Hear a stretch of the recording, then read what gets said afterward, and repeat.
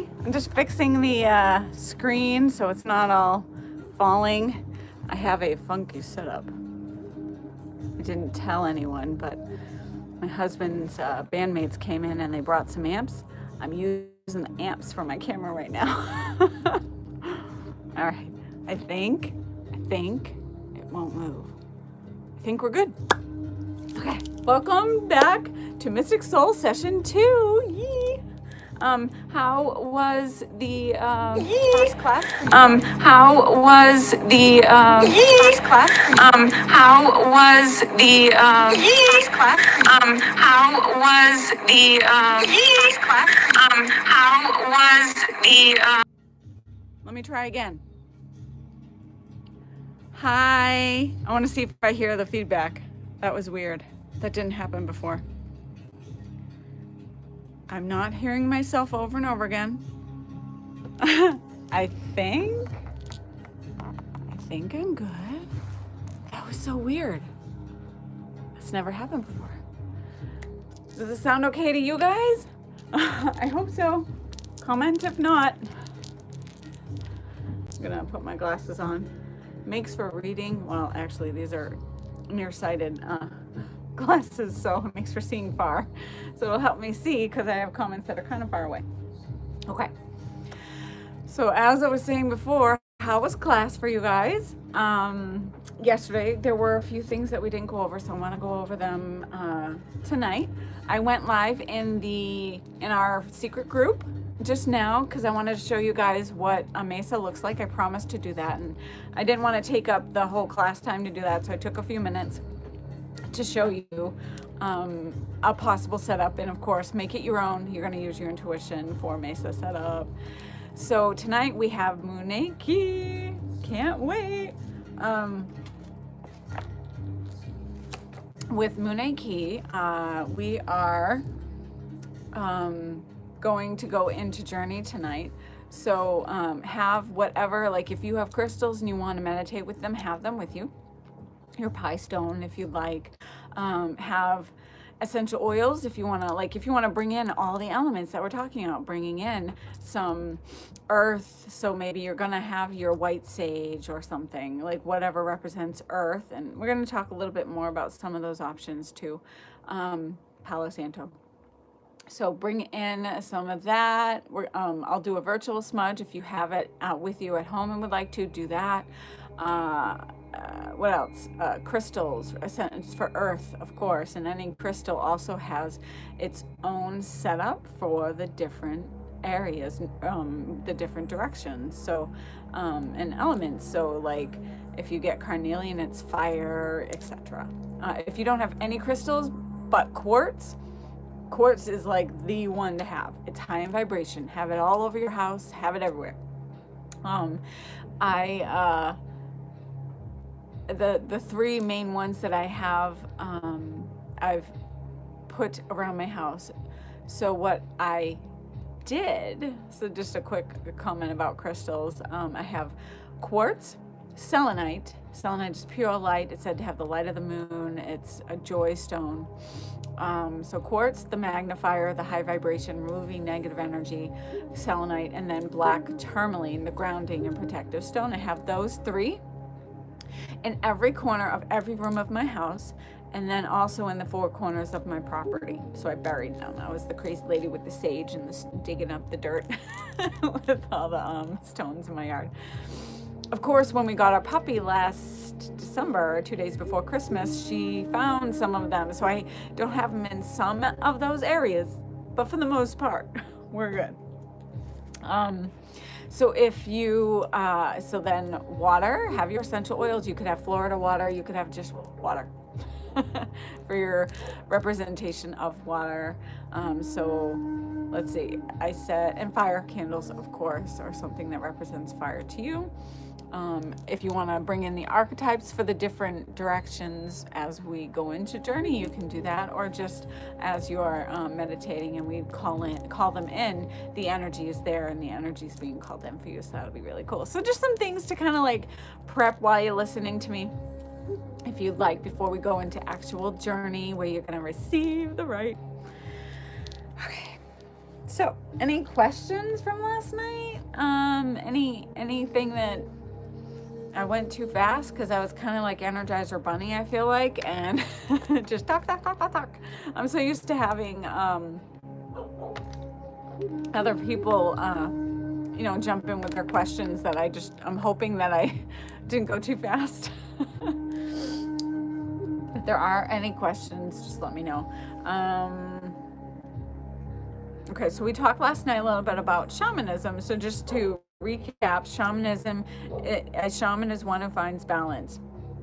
They see the imbalances and work with the forces of spirit and nature to bring balance to light and shadow. Shaman means one who knows, one who stands still, one who stands between the worlds. Someone who knows more or has access to a deeper storehouse of wisdom. They know how to enter non-ordinary reality. And then as on your pathway to becoming shaman, or just someone more awakened to the elements, whatever that name is for you, you learn how to work with them, and you'll learn how to continue to evolve and open up to those spaces and places. It's like this process over time. Have you heard of the shaman death? It's really cool. Not cool, but cool. Often you're initiated into shamanism. There's an initiation of some sort that brings you to shamanism, and it could be a death of sorts. In the way back, it was and can still possibly be a lightning strike, an actual lightning strike that readjusts and reinforms your body with different cellular readjustments, the transformation, the brains, the cell, everything. Or it could be often you may lose a sense. Maybe you lose hearing or sight or some one of your senses or your voice for temporarily, usually. Who knows how long that is? It could be short, could be a long time, and then it comes back, and you're also afforded a gift when it comes back. And perhaps the gift is when you take away one sense, the other ones are heightened. So the gift could potentially be that everything else stays heightened when it comes back. So that's like some cool, some kind of neat things that may or may not happen. If this has already happened in past lives for you, it may not come as like this traumatic thing. It could be just a gentle awakening. And I feel for me, it's been that gentle awakening of sorts, Kundalini awakening. When they say lightning, I think, oh, Kundalini, because one of your symptoms of Kundalini awakening is a feeling of a zing up your spine. And when it happened to me, I felt the zing and I saw blue light. And it was fast and it wasn't painful, but it was just one of those things that happened. I'm going to fix my phone because I have a feeling it's going to fall. Okay. So for me, it's been like incrementally a way of gracefully opening. For the most part, I think, for me. And everyone's different. And what did you decide when you came into this life? We all have a blueprint in our lives that we've set on our course. Okay, we're going to go through that challenge so that we awaken that ability, that gift, or that knowing, or that knowledge, that wisdom, or we're going to experience this so that we can remind ourselves there is joy, that kind of thing. And it's so intricate, all of the different, the tangled web we weave, right, of all the people and all the things that occur. It's from the little to the big, and then there's all this. If you're a coder, there is if this then that, if this then it's this instead. So like there's this thing that just occurs where keep stays alive. Okay, cool. We kind of broke up for a second. We on our path, there may be points where you decide, okay, if I haven't gotten to this point for this thing, I want this to happen, whether it's a traumatic thing or a not so traumatic thing, so we can follow and get to where we decided we wanted to go before we started this life. But like I said yesterday, it's free will. Even that's free will. But there are things that your higher self knows better than you, knows you better than know yourself. Your higher self lived all of the lives and knows. So it's gonna affect with that energy your intention of how you want, what you wanted to experience. So it is free will, and it's free will of your higher self. So you are the one mastering this thing, and a part of your higher self is to get you empowered, to get you awakened, to get you to use your own light and your own power within. You don't have to rely on someone else all the time. It's we are co-creating together, but you're the creator. So start taking your light out there more if you aren't already.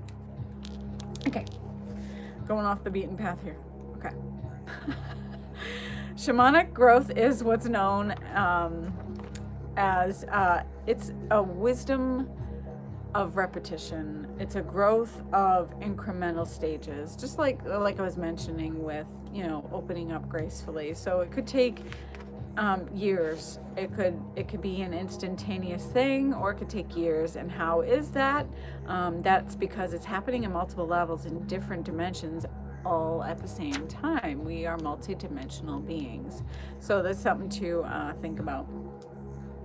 Your 3D growth may look incremental, a little bit, and then nothing, and then a little bit, but your spiritual growth is going to be accelerated beyond that. Everything's going to line up at the end. At the end of this program, you'll see that where you started, and then in 9 months, you're somewhere new and different, and that's really cool. And it's going to continue. This is like many seeds are being planted with Munay-Ki, with all the learnings, all the things, and you're going to take it with you, and it's going to be this undercurrent of energy that continues your evolvement, your opening, your awakening. What's the goal of a shamanic practice? To become sensitive to subtle influences by moving outside of time and space, or space-time boundaries.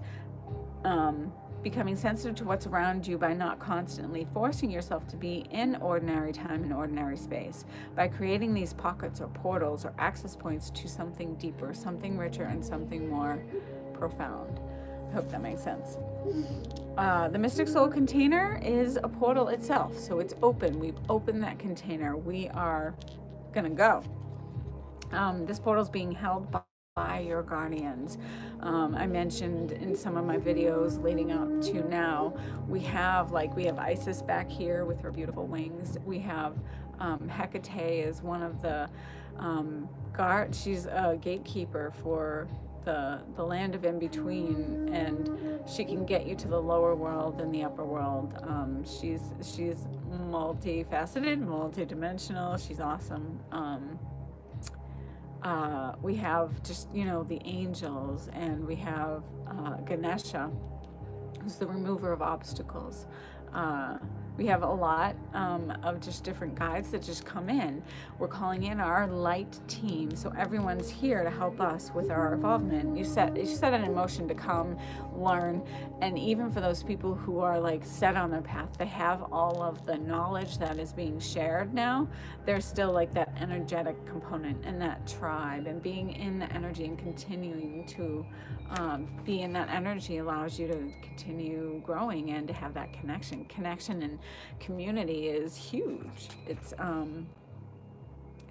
huge. Okay. Every time you open a portal, you make the request for an energy stream to come and hold that space, to be a guardian of that gateway, just like the elementals are guardians of the directional gateways. So when we call in the northeast, southwest, all of the elements, earth, air, fire, water, there are guardians, actual guardians in those directions, for those elements, and they come and they create that sacred container, which is beautiful. Portals are also guardians of those gateways too. Okay, so just wanted to make sure I have a few things to mention that I forgot, or we didn't get to, not that I forgot yesterday. So we're gonna learn. And like I mentioned before, we are incrementally growing and evolving. It's always happening. Change is our only constant. And we live in the mystery. There's so much of the universe we don't know. And then there comes a time where we're not gonna know it all. And it's cool to be okay with it. It's right to be okay with being in the mystery. It's beautiful to allow a little mystery there, right? Part of that veil when we came into this life is to kind of have that mystery and that, like, what's going to happen, and be entertained a little too. This year we will experience a few great moments, learn together and grow.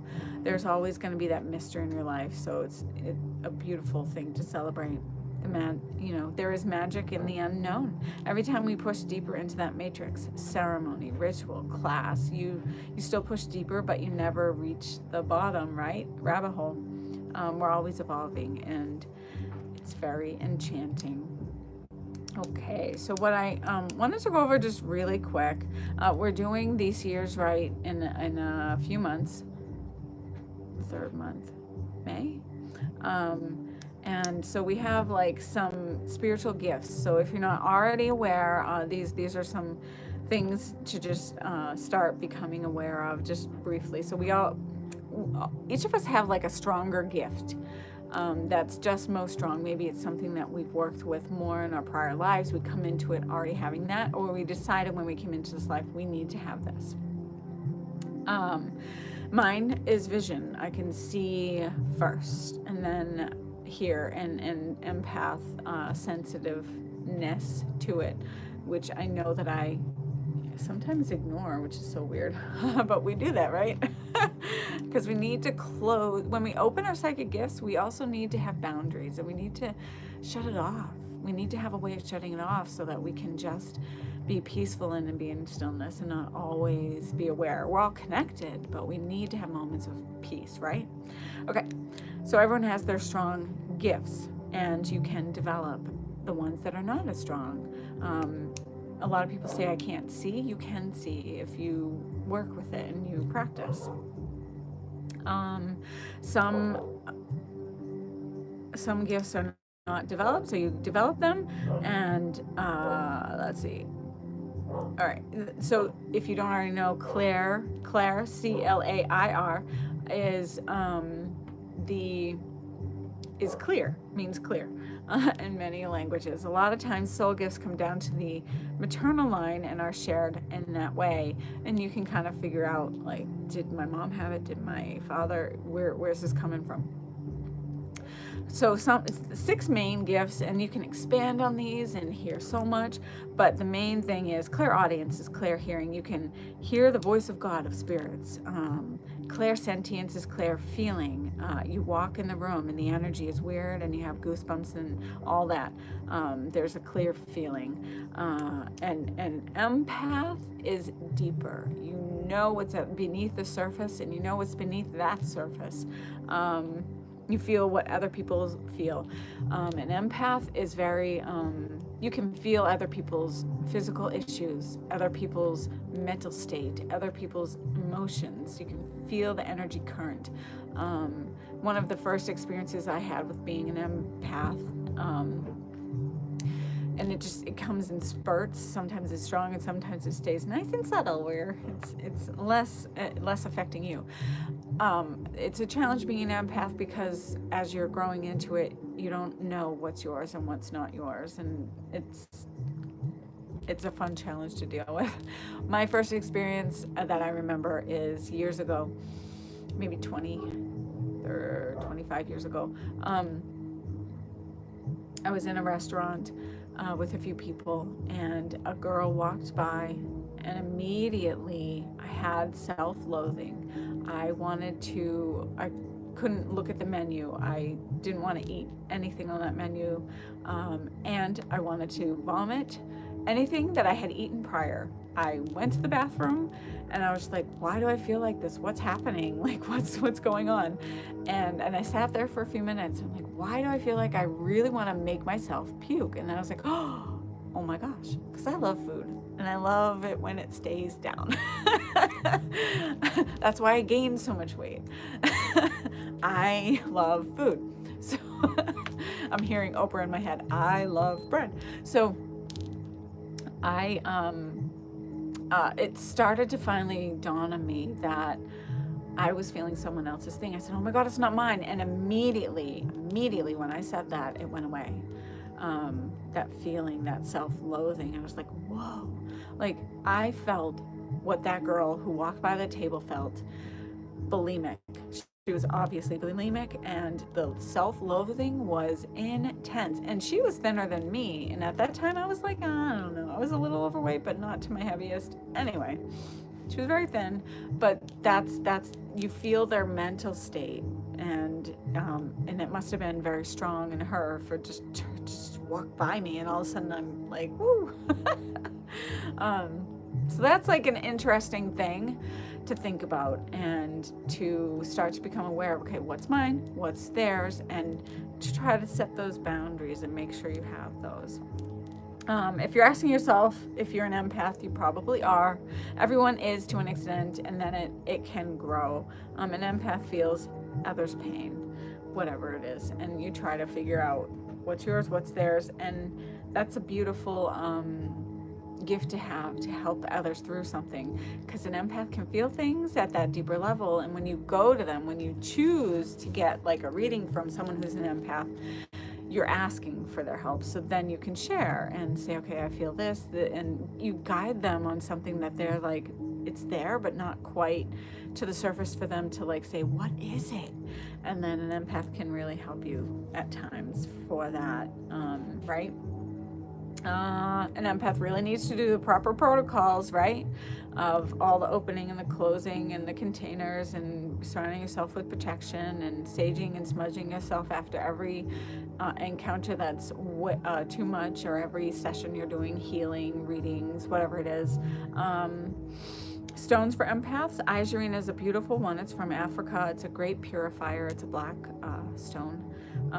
Shungite is a filter of energy too, so that's a good one. I have shungite around my TV, my electrical, because it filters the EMFs in the TV and your electrical outlet thingy, I forget what it's called, on the wall, the circuits and all the things. So have one there. So I have a shungite pyramid in front of my TV and over there, and just wherever, whenever you feel like you, and you can put it in water. Shungite's great for water, purifies the water. But we'll discuss all that fun stuff later. But those are like two really cool ones to have. Quartz is a magnifier. So think about your intention behind the quartz when you have it. But it's a beautiful thing to have. Like I'm always wearing my quartz, magician cut quartz stone. It gives you all the directions, the sacred cross.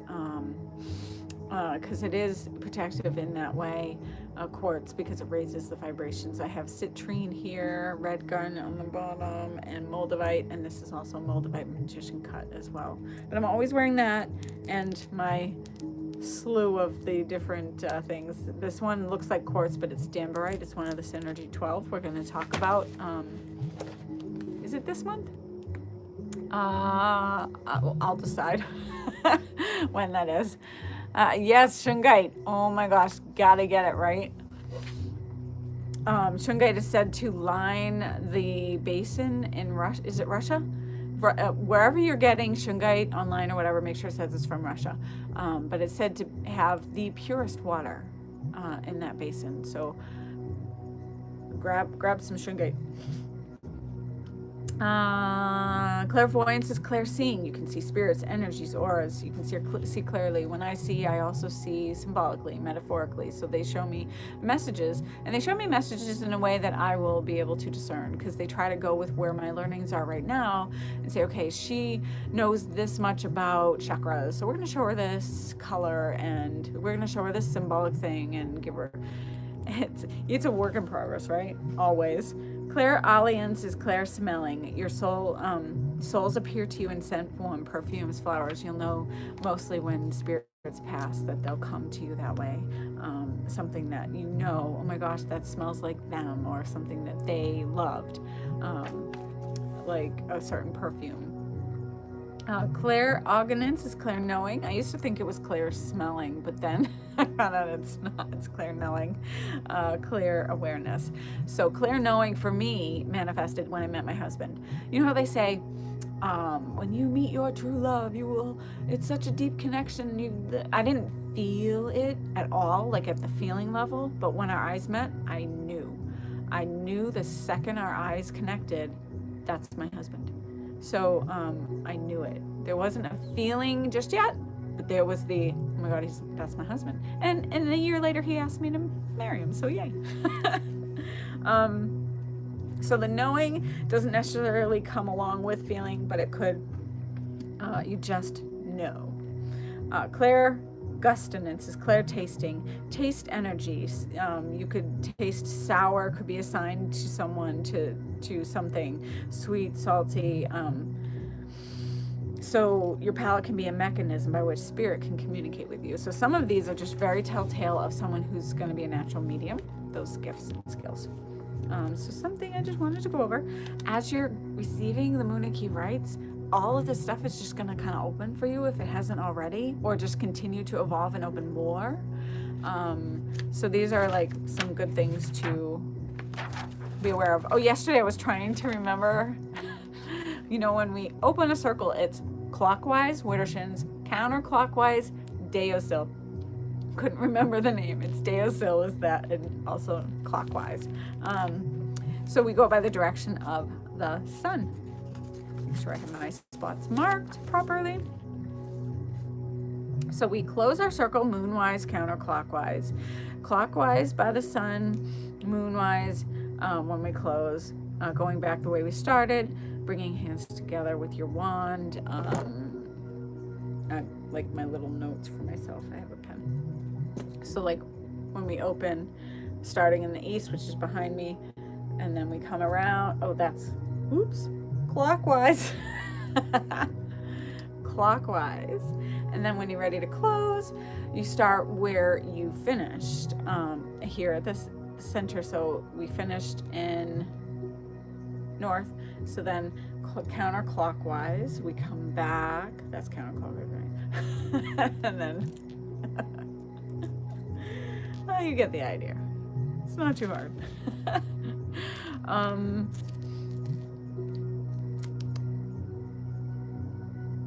So it's good to release your guides. I don't always remember to do that because, like, I feel like they are wise and all-knowing, and they know when we're like done. But on the other hand, you can imagine it like guests at a party waiting for you to say the party's over, and if you don't let them know that they're standing there wondering what's happening. And like one of my teachers was woken up at 3 a.m. To close the circle. She had to go outside and close the circle. So that's stuff like that. If that happens, it's good to, you know, say, okay, thank you, bye-bye. And it's nice to give gratitude and say thank you for holding this container and helping us with whatever our ceremony and ritual is. And then same thing, we release in the opposite direction. So the last guardian we invited in, we release. So we would go opposite. Let's say like lower world, middle world, upper world. I'm often doing the directions horizontal. When I do the vertical, I do begin with Archangel Sandalphon of the lower world, and I come up above to Archangel Metatron of the upper world, and then I come back to the middle world because that's the heart space, the center of your being. So I do that. One other way is to do your directions and elements horizontal, and then to call in upper, middle, lower. You can do that. Some options. Do what resonates with you the most. And like I mentioned, I'm gonna have these notes. I swear I put, you know how you're supposed to put your phone on do not disturb? I swear. I hope that doesn't happen again. So every time someone comes in, and then it tells me I'm live again. So I see you guys, and it's still counting the seconds, so we're good.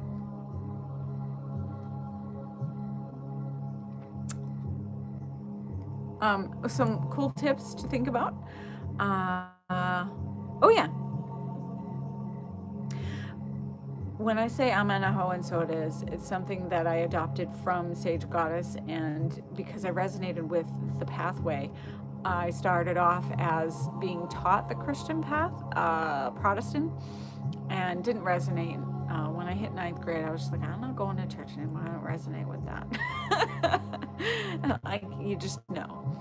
And then I got into Wicca, paganism, and learning all the things there and all the different traditions.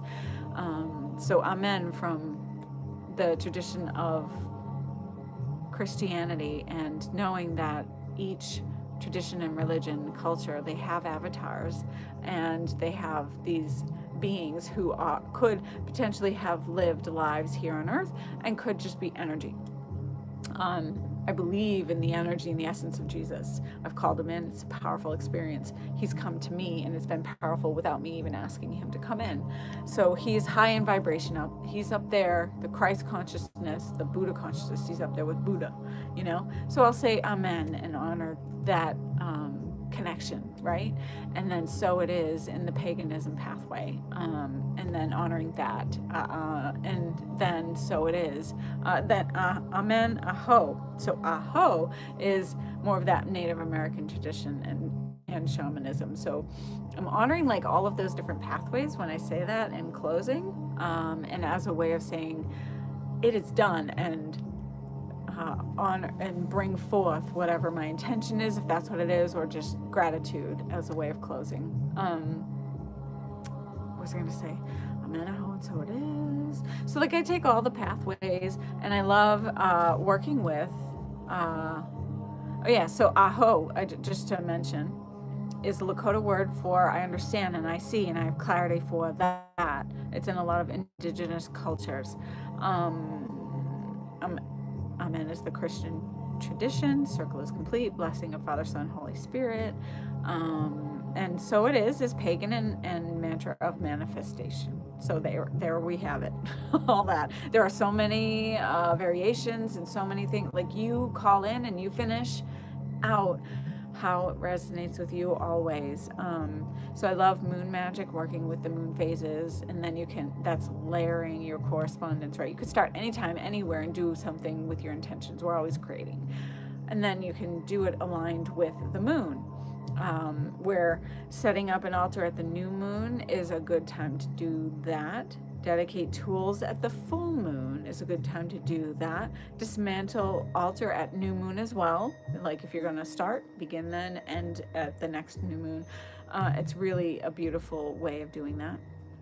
New moon is working moon. It's the working moon. So from that new moon stage, waxing all the way up to the full moon. So new visions and new creations and builder of energy. And the full moon is expansion and fullness.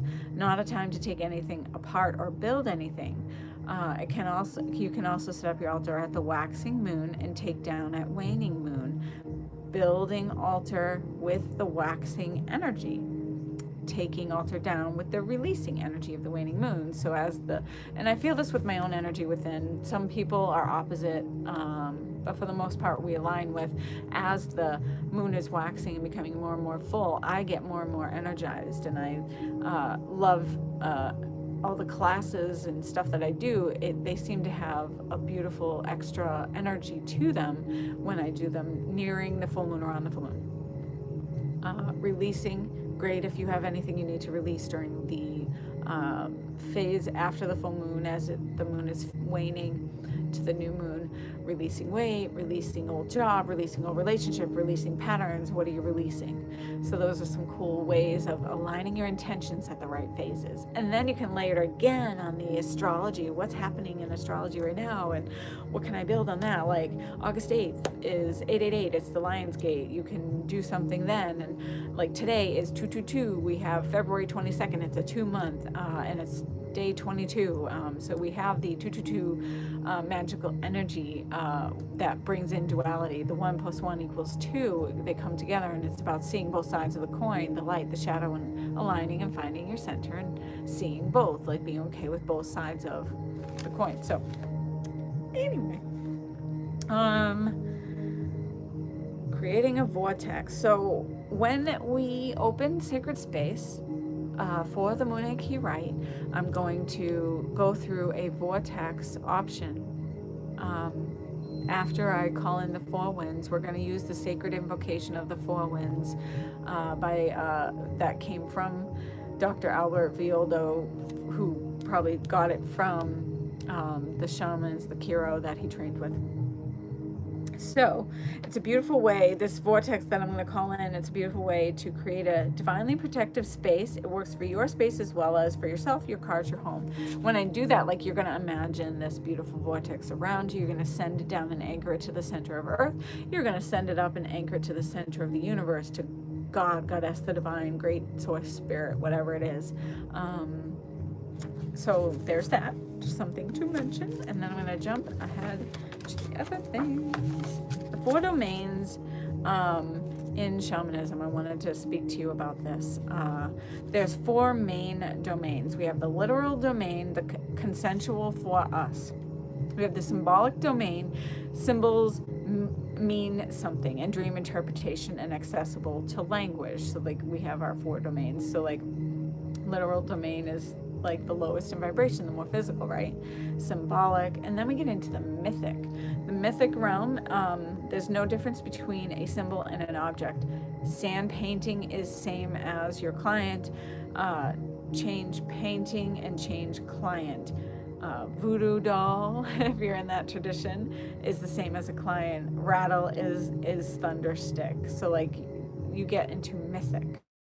Mythic is domain of ceremony. It's the domain where you can call Sachamama, Mother of the Waters, and Serpent South to wrap your coils of light around us, teach us your ways, and engage a process. Engage an extra psychic process. You can call on the spirit of West, Mother, Sister Jaguar, teach me your ways, teach me the ways beyond death.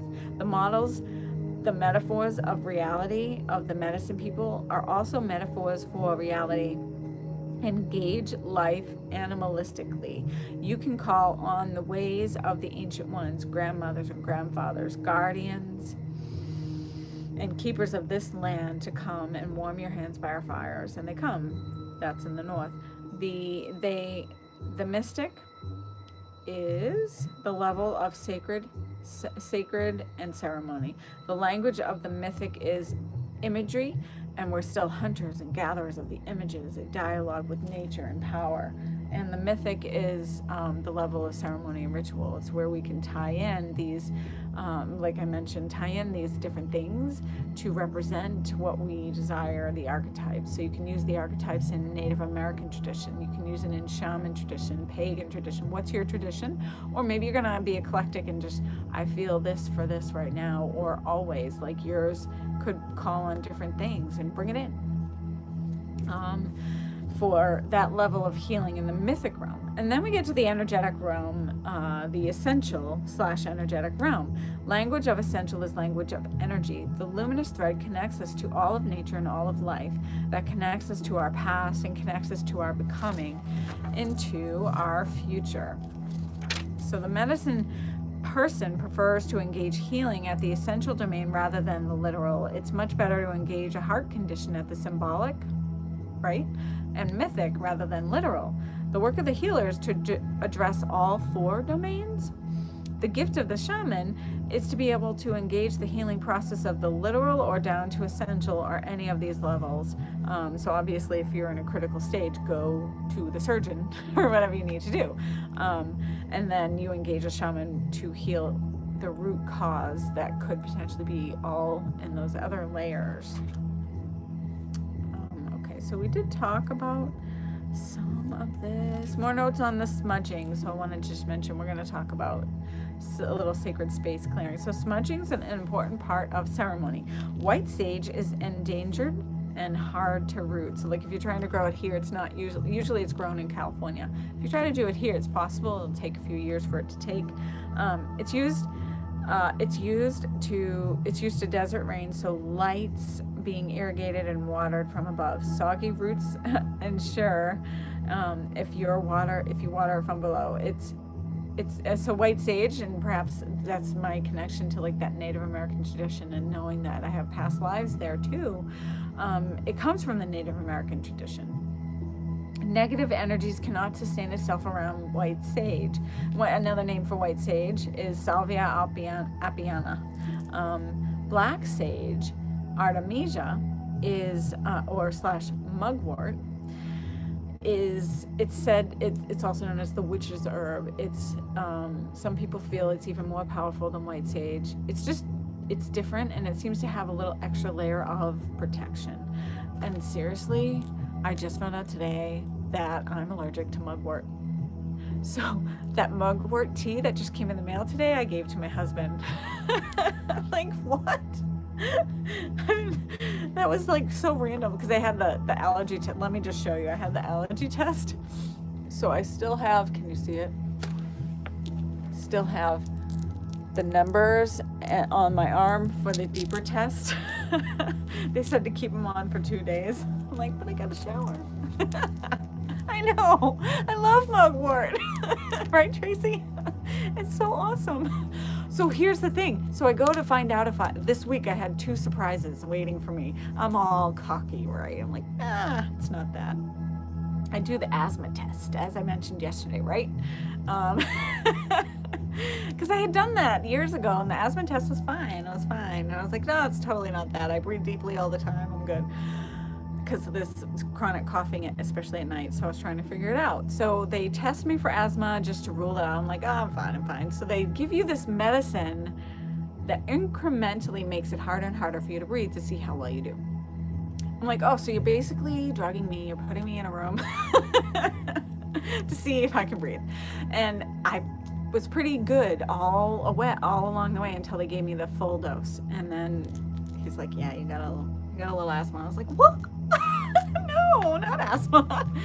And then today I found out the biggest allergy I have is dust mites. A lot of people are allergic to that. I was just tested too.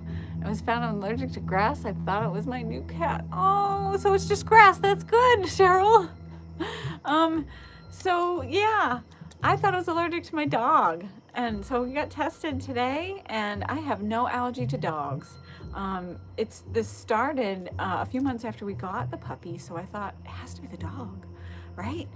And so again, I was like assuming, and then it's dust mites, mugwort, weed like grass, I guess, and I have a minor allergy. Guess what? To cats. I love kitties. If you're on my personal page and you're one of my friends on my personal page, you know I love kitties. I try to only share that kind of the fun kitty stuff over there. I don't want to inundate the other groups. But I love my kitties. My kitty that I have now is Maine Coon. So of all the cats, that's the best one to have if you're allergic, because it's like having almost like having wolf fur. They don't have as much dander, so that's a good thing. And it's a minor allergy, so we'll work on that, and I'll get immune to that because I love my kitties, and I can't. Kitties are life and family to me, and so is our doggy. So now at least I know I can pet my doggy. Yeah. So mugwort, use that. If you're not allergic. There are other medicines, allies for you to smudge, like Palo Santo. It calls in sweet spirits as well. Gemstones are medicine too, so know that you can bring in, like if smudging and the smoke is bothering you, just don't go there. Just do some other things that will help you. And of course, we have our essential oils, the spray, and all the things like that. Let's see. Black sage / mugwort moves energy, and white sage clears it. It is said. So you feel it out and see what feels right for you for those. Palo Santo for me, I'm not as much of a lover of that as I am white sage. Thank God I'm not allergic to white sage. Sweetgrass is another option that you can use. Sweetgrass brings sweet spirits as well. And I don't know if I like the smell of it, but we'll see. Palo Santo. Let me grab my Palo Santo stick. I want to also, so we know, white sage, Palo Santo. This one's harder to burn, harder to stay lit. That's like a gift sometimes when you need it to go out fast. I'm going to fix my music, so I don't know if you heard it. It went out. I want to see what's up. What's up? It could just be the speaker died on me. It like wasn't charging, because yeah, it's fine here.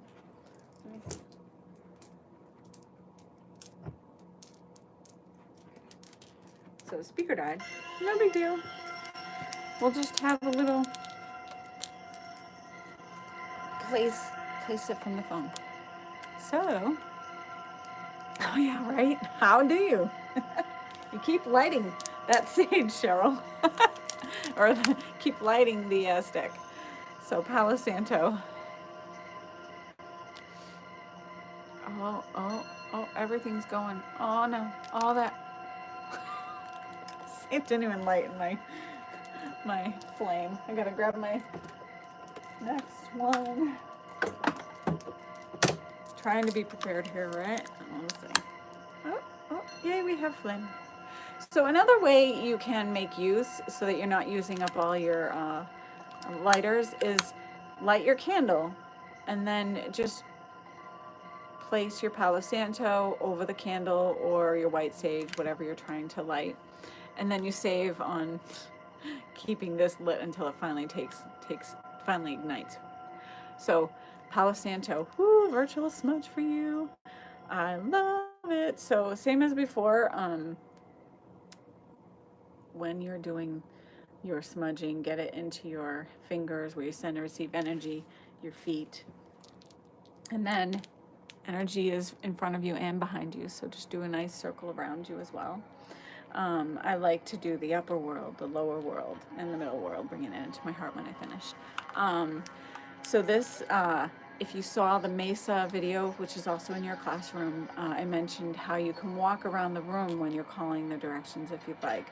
Since I'm on this video, I'm going to stay right here when we do open sacred space for the Munay-Ki rites. Okay, so I lost some of my notes. If you've ever had a class with me in person, you know that I tend to lose my pages. Okay, let me read, Sharon. Something I read recently is that sweetgrass smoke is a natural border, so that pregnant women need to be careful. Oh yeah, okay, if you're pregnant, no sweetgrass for you. I haven't burned sweetgrass yet, but if you're preggers, I didn't know about that, Sharon. Thanks for sharing that. Okay.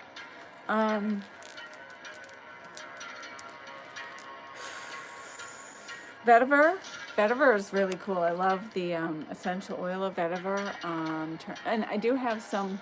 It's so cool. When I was experimenting a few months ago, my daughter had something. I think it was bee sting or something that a natural remedy was vetiver, something else, and I didn't have it in essential oil form, but I had it in herb form. So I used my. Finally got to use my. Shoot, what's the thing? Is it a drizzle? Am I saying that right? Anyway, I did the thing and got it into a nice compressed format and used vetiver that way. But you can light vetiver. Vetiver is very grounding and it brings you into present time. It's calming and centering. So because it's very important to be present, especially when you're in like a space like this and we open our container and we need those moments of presence. We need those moments of presence as often as we can all day long.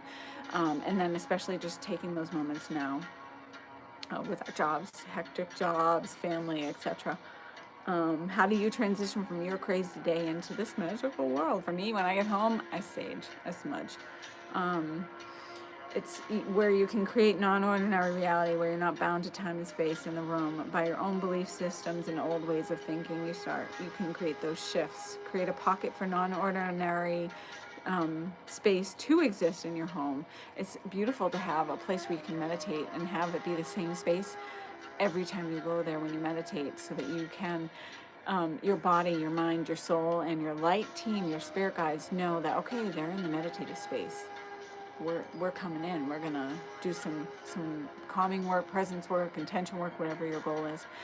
When you go into that space, what's also neat is to try to do it at the same time every day. So then they really know, okay, she's about to come, and you start to feel it when you meditate at the same time every day. Your body starts to say, oh, it's meditation time, and you start to almost drop in before you do all the things. Sometimes you don't have to do all the things. Light your incense, get your oils, do the crystals, do the smudging. Sometimes you just go and you do.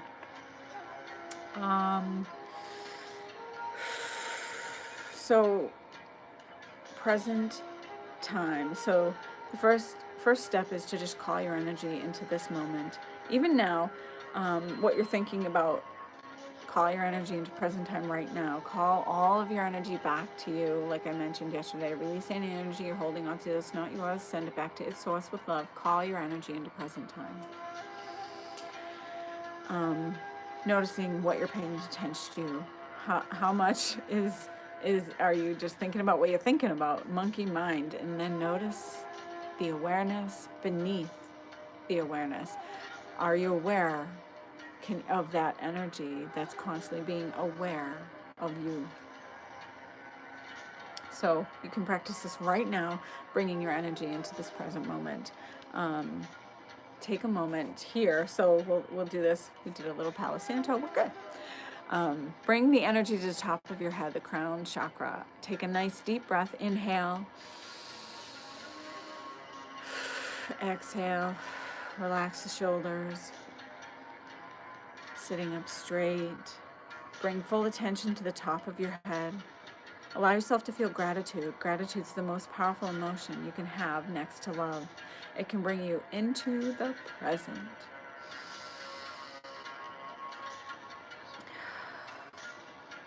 Never postponing gratitude.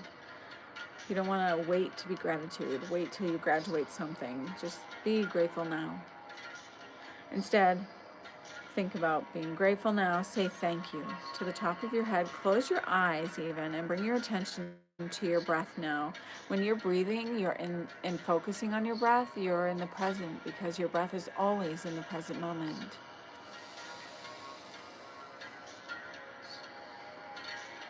Taking a moment, thanking your brain, the left and right hemisphere for all the processing and wisdom it transmits. Thank your eyes as they soften. Ears, nose, and throat for expression, for sharing and singing. Thank your heart, shoulders, lungs, breathing full and deep. Thank your elbows, wrists, your arms, your fingers. Send light, smiling into your digestive system, small intestine, large intestine, smiling into your liver. Micro attention transport you from here to there. Thank your productive organs, ovaries, testes, hips, thighs, knees, shins, ankles, thanking them. The bottoms of your feet, your toes, thank you, thank you, thank you. Thank your beautiful body and vehicle. Thank you for carrying me with grace. Thank your spine for helping me move in this world. Spinal column, your Sushumna column holds your seven chakras in place. That's why the central nervous disorders are very much magical disorders, because they affect energy in your body. MS is nothing more than a blowing of circuits. It's too much energy flowing without capacity to hold it. This prepares you for what's coming without blitzing your system. Prepare your container to hold that wisdom, or it can be challenged. It will be challenged, it will be challenging. So as you cleanse your chakras, clear the Sushumna channel, thank your body, be in gratitude, be in this moment. And try to do that every day. So if you've closed your eyes, you may open.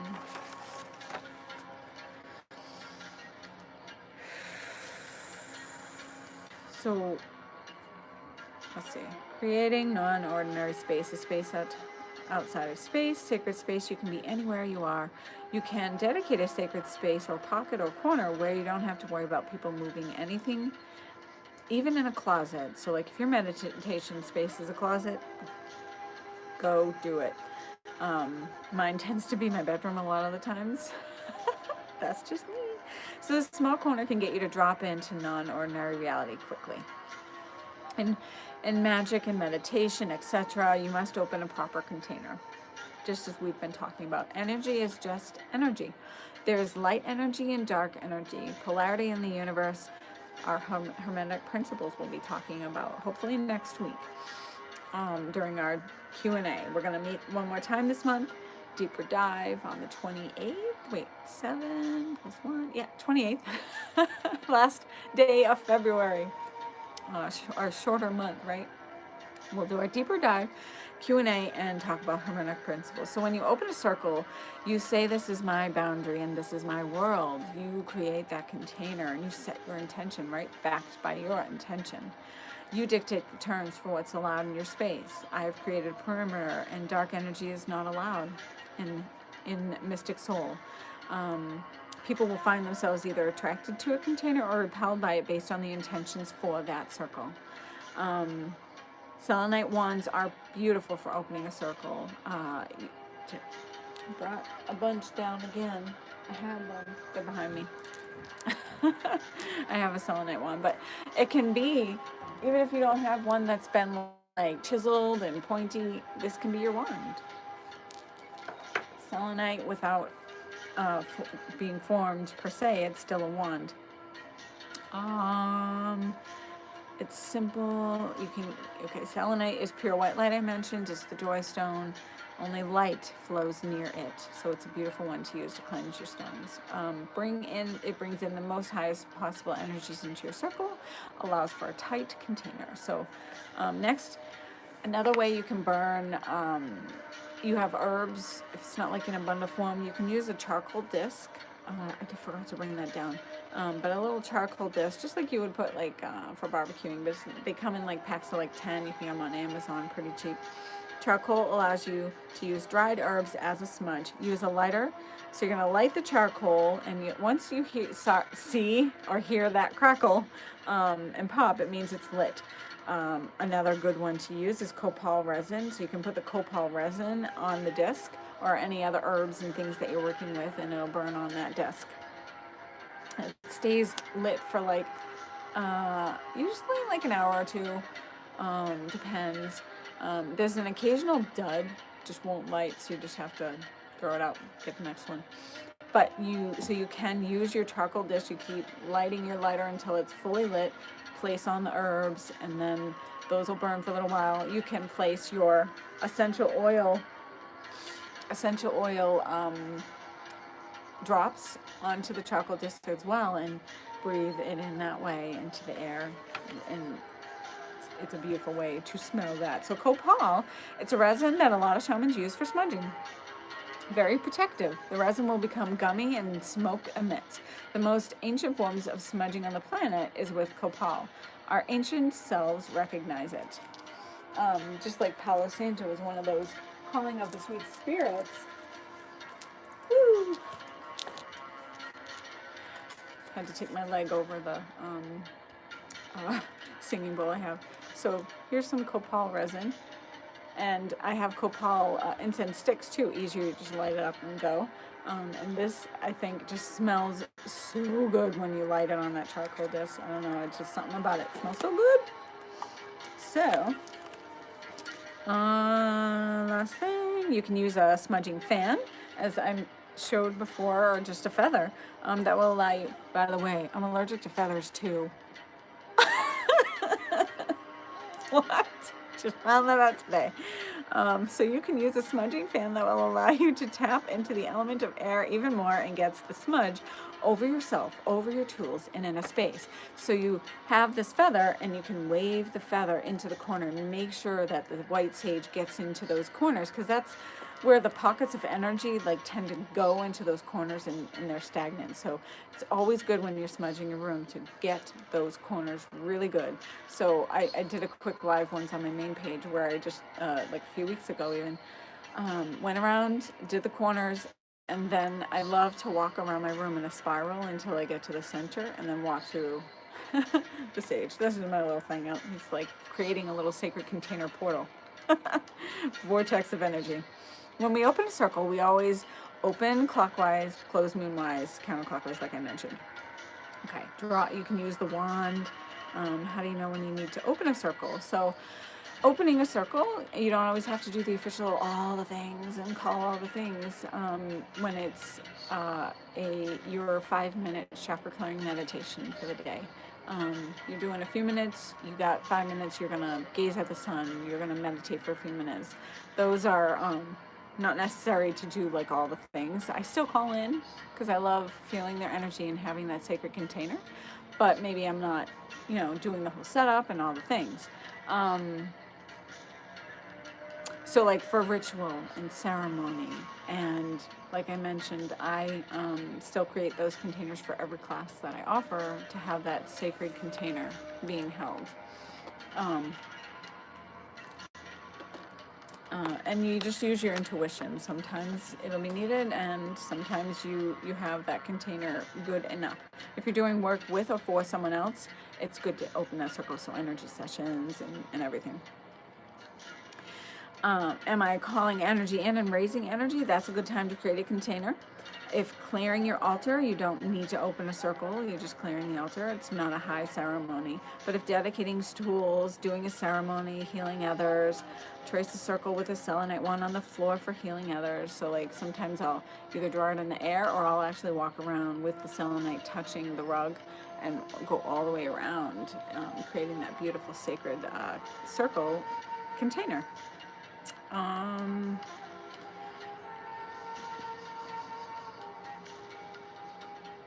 Energy lines or fire lines in some traditions are sacred once cast, created, and we don't cross these lines. So be mindful not to cross energy lines once you've opened the circle. It creates an opening in the container for the energy to potentially leak. So selenite's great for creating a circle, like I mentioned. It's light for the circle. So once you open it, make sure that when you stay until you're done, as much as possible. Side note, selenite's not a great stone for activating a grid. Quartz is a good one. It's a magnifier, activates, and the most important tool you can have is yourself, your finger. Your finger can be a wand. You have nothing else, you have your wand right here. You just draw with your finger, and your finger aims just like the wand, because like when you're holding your wand, depending on what side, this one's too big to, but when you're holding like a smaller wand, maybe your finger's a part of it. Your wand is an extension of you, and it's just a way of aiming and focusing your energy. So I had an energy healing session once years ago with someone who said, wow, your fingers, it's like they have extra chakras in them, or just potent energy there. So I feel like I've been using that tool with my finger for lifetimes in other sacred ritual in past lives. So you can use your finger, and it's good. What else? Double terminated quartz for activating a grid, or Vogel or finger, of course. The quartz is your magnifier. It's an extension of you. Oh yeah, it's just saying all the things that's already here. Full sacred container protocol, quick list. It's going to be in your notes. It's like a quick cheat sheet. Send to yourself, thank your body parts, say your name out loud 3 times. Saying your name is calming. Saying Maggie, Maggie, Maggie. It's calming for the central nervous system to hear your name and to say your name. Say it in your head, say it out loud. Smudge. Set your intention for what you're going to do. Allows your energy field to shift and align with the intention. Open your circle. Call to 4 or 7 directions and the Huaracocha. So I mentioned the Huaracocha, where we open, and this is something we do before we offer the rites. So when I'm calling for you to see that Huaracocha being opened, you're going to meet with your shaman when we go into journey. Prayer pose, namaste pose, open, feel that warmth from the soul star chakra, your 8th chakra, overflowing. And then if you're working on someone, if I'm offering you the rite, I'm going to go like this and have that energy engulf your energy. When I'm done, finished with the rite or the attunement, whatever you want to call it, we take the arms over that person to take that energy back in and close, and we do it opposite how we opened. So we open this way, and then we close this way, the opposite way. So same as like when you open a circle, clockwise, counterclockwise. So you're just bringing it back. I forgot to mention the whole close part yesterday with the Huaracocha, so I want to make sure that was mentioned there. Do your work, raising energy, directing energy, then release the guardians and thank them when you're done. Close circle, ground your energy. That's your quick cheat sheet.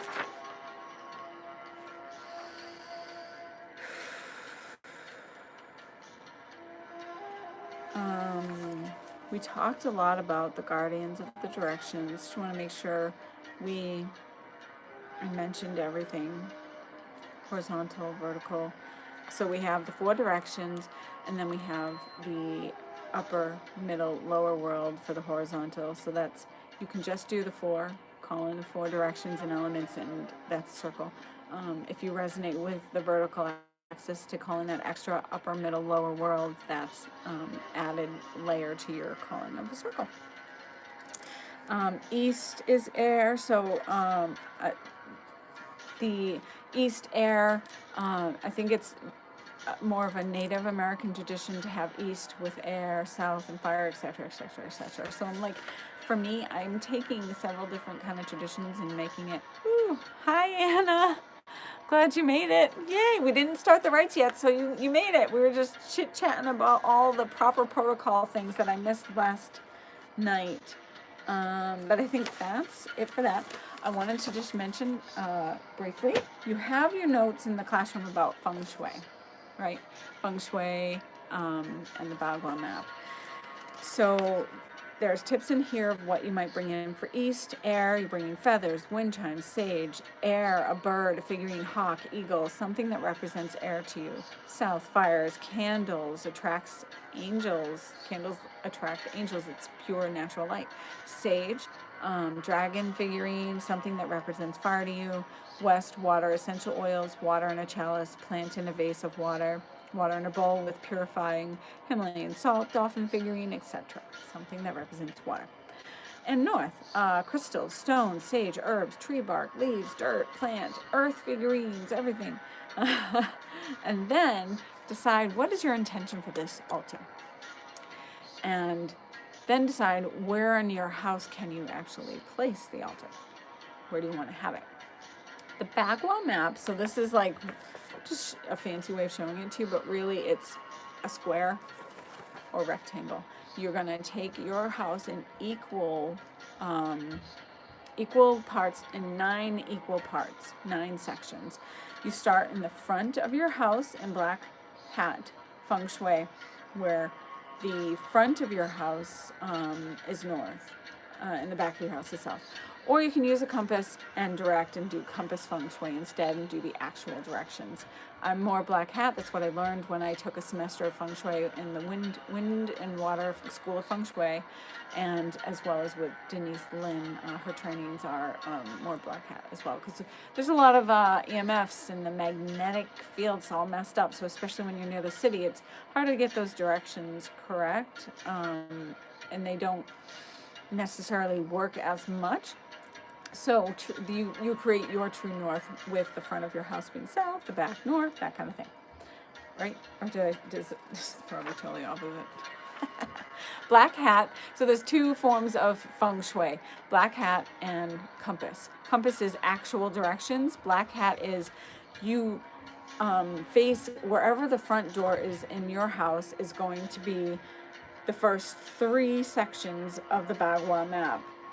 Knowledge, the center is career, and the right side is helpful people. And then in the center, very dead center, in the second of the 3 sections is health and spirituality. And then we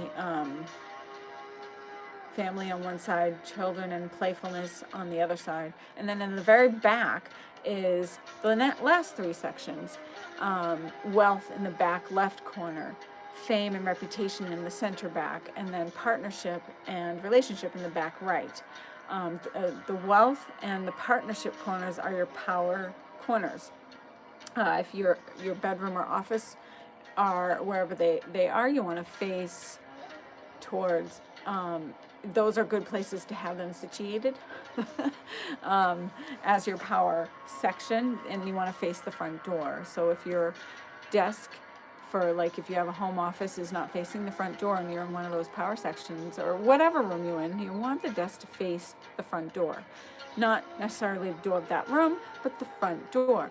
If it's not and you can't move it for whatever reason, put a mirror so that you can see people coming in behind you so that you're not taken by surprise. Like there's different ways and cures.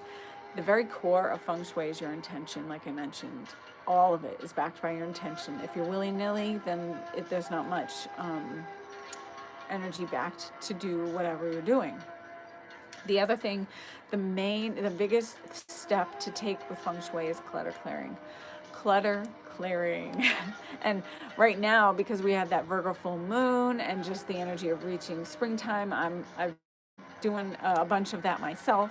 Clutter clear a purse if you have to start small. Then clutter clear a closet. And then maybe you clutter clear a drawer. Start with one thing that needs to be clutter cleared, and you're going to notice a shift in your energy, because it's not the clutter that matters. It's your energy that's attached to that clutter.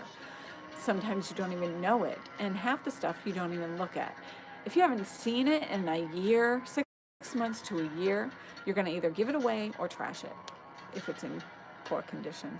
So make sure you like set up your piles, a trash pile and a giveaway pile, or a keep pile if you're keeping some things, but then you'll, with intention, place it in your home so that you feel that beautiful energy from it. So release the energy in those areas. So what's your intention? Is your intention excellent health? Your altar will go in the center of your home. If it's wealth, back left or southeast in a compass school. So decide which school resonates with you most. And I have like the tips are here. I need to clutter clear. Yes, we all do. My husband's like, nobody has this many junk drawers. I'm like, yes, they do. They so do. I have 1, 2, 3 in the kitchen. And they're not huge. So you hear that, Don? Don's gonna watch this later. He's band practicing right now.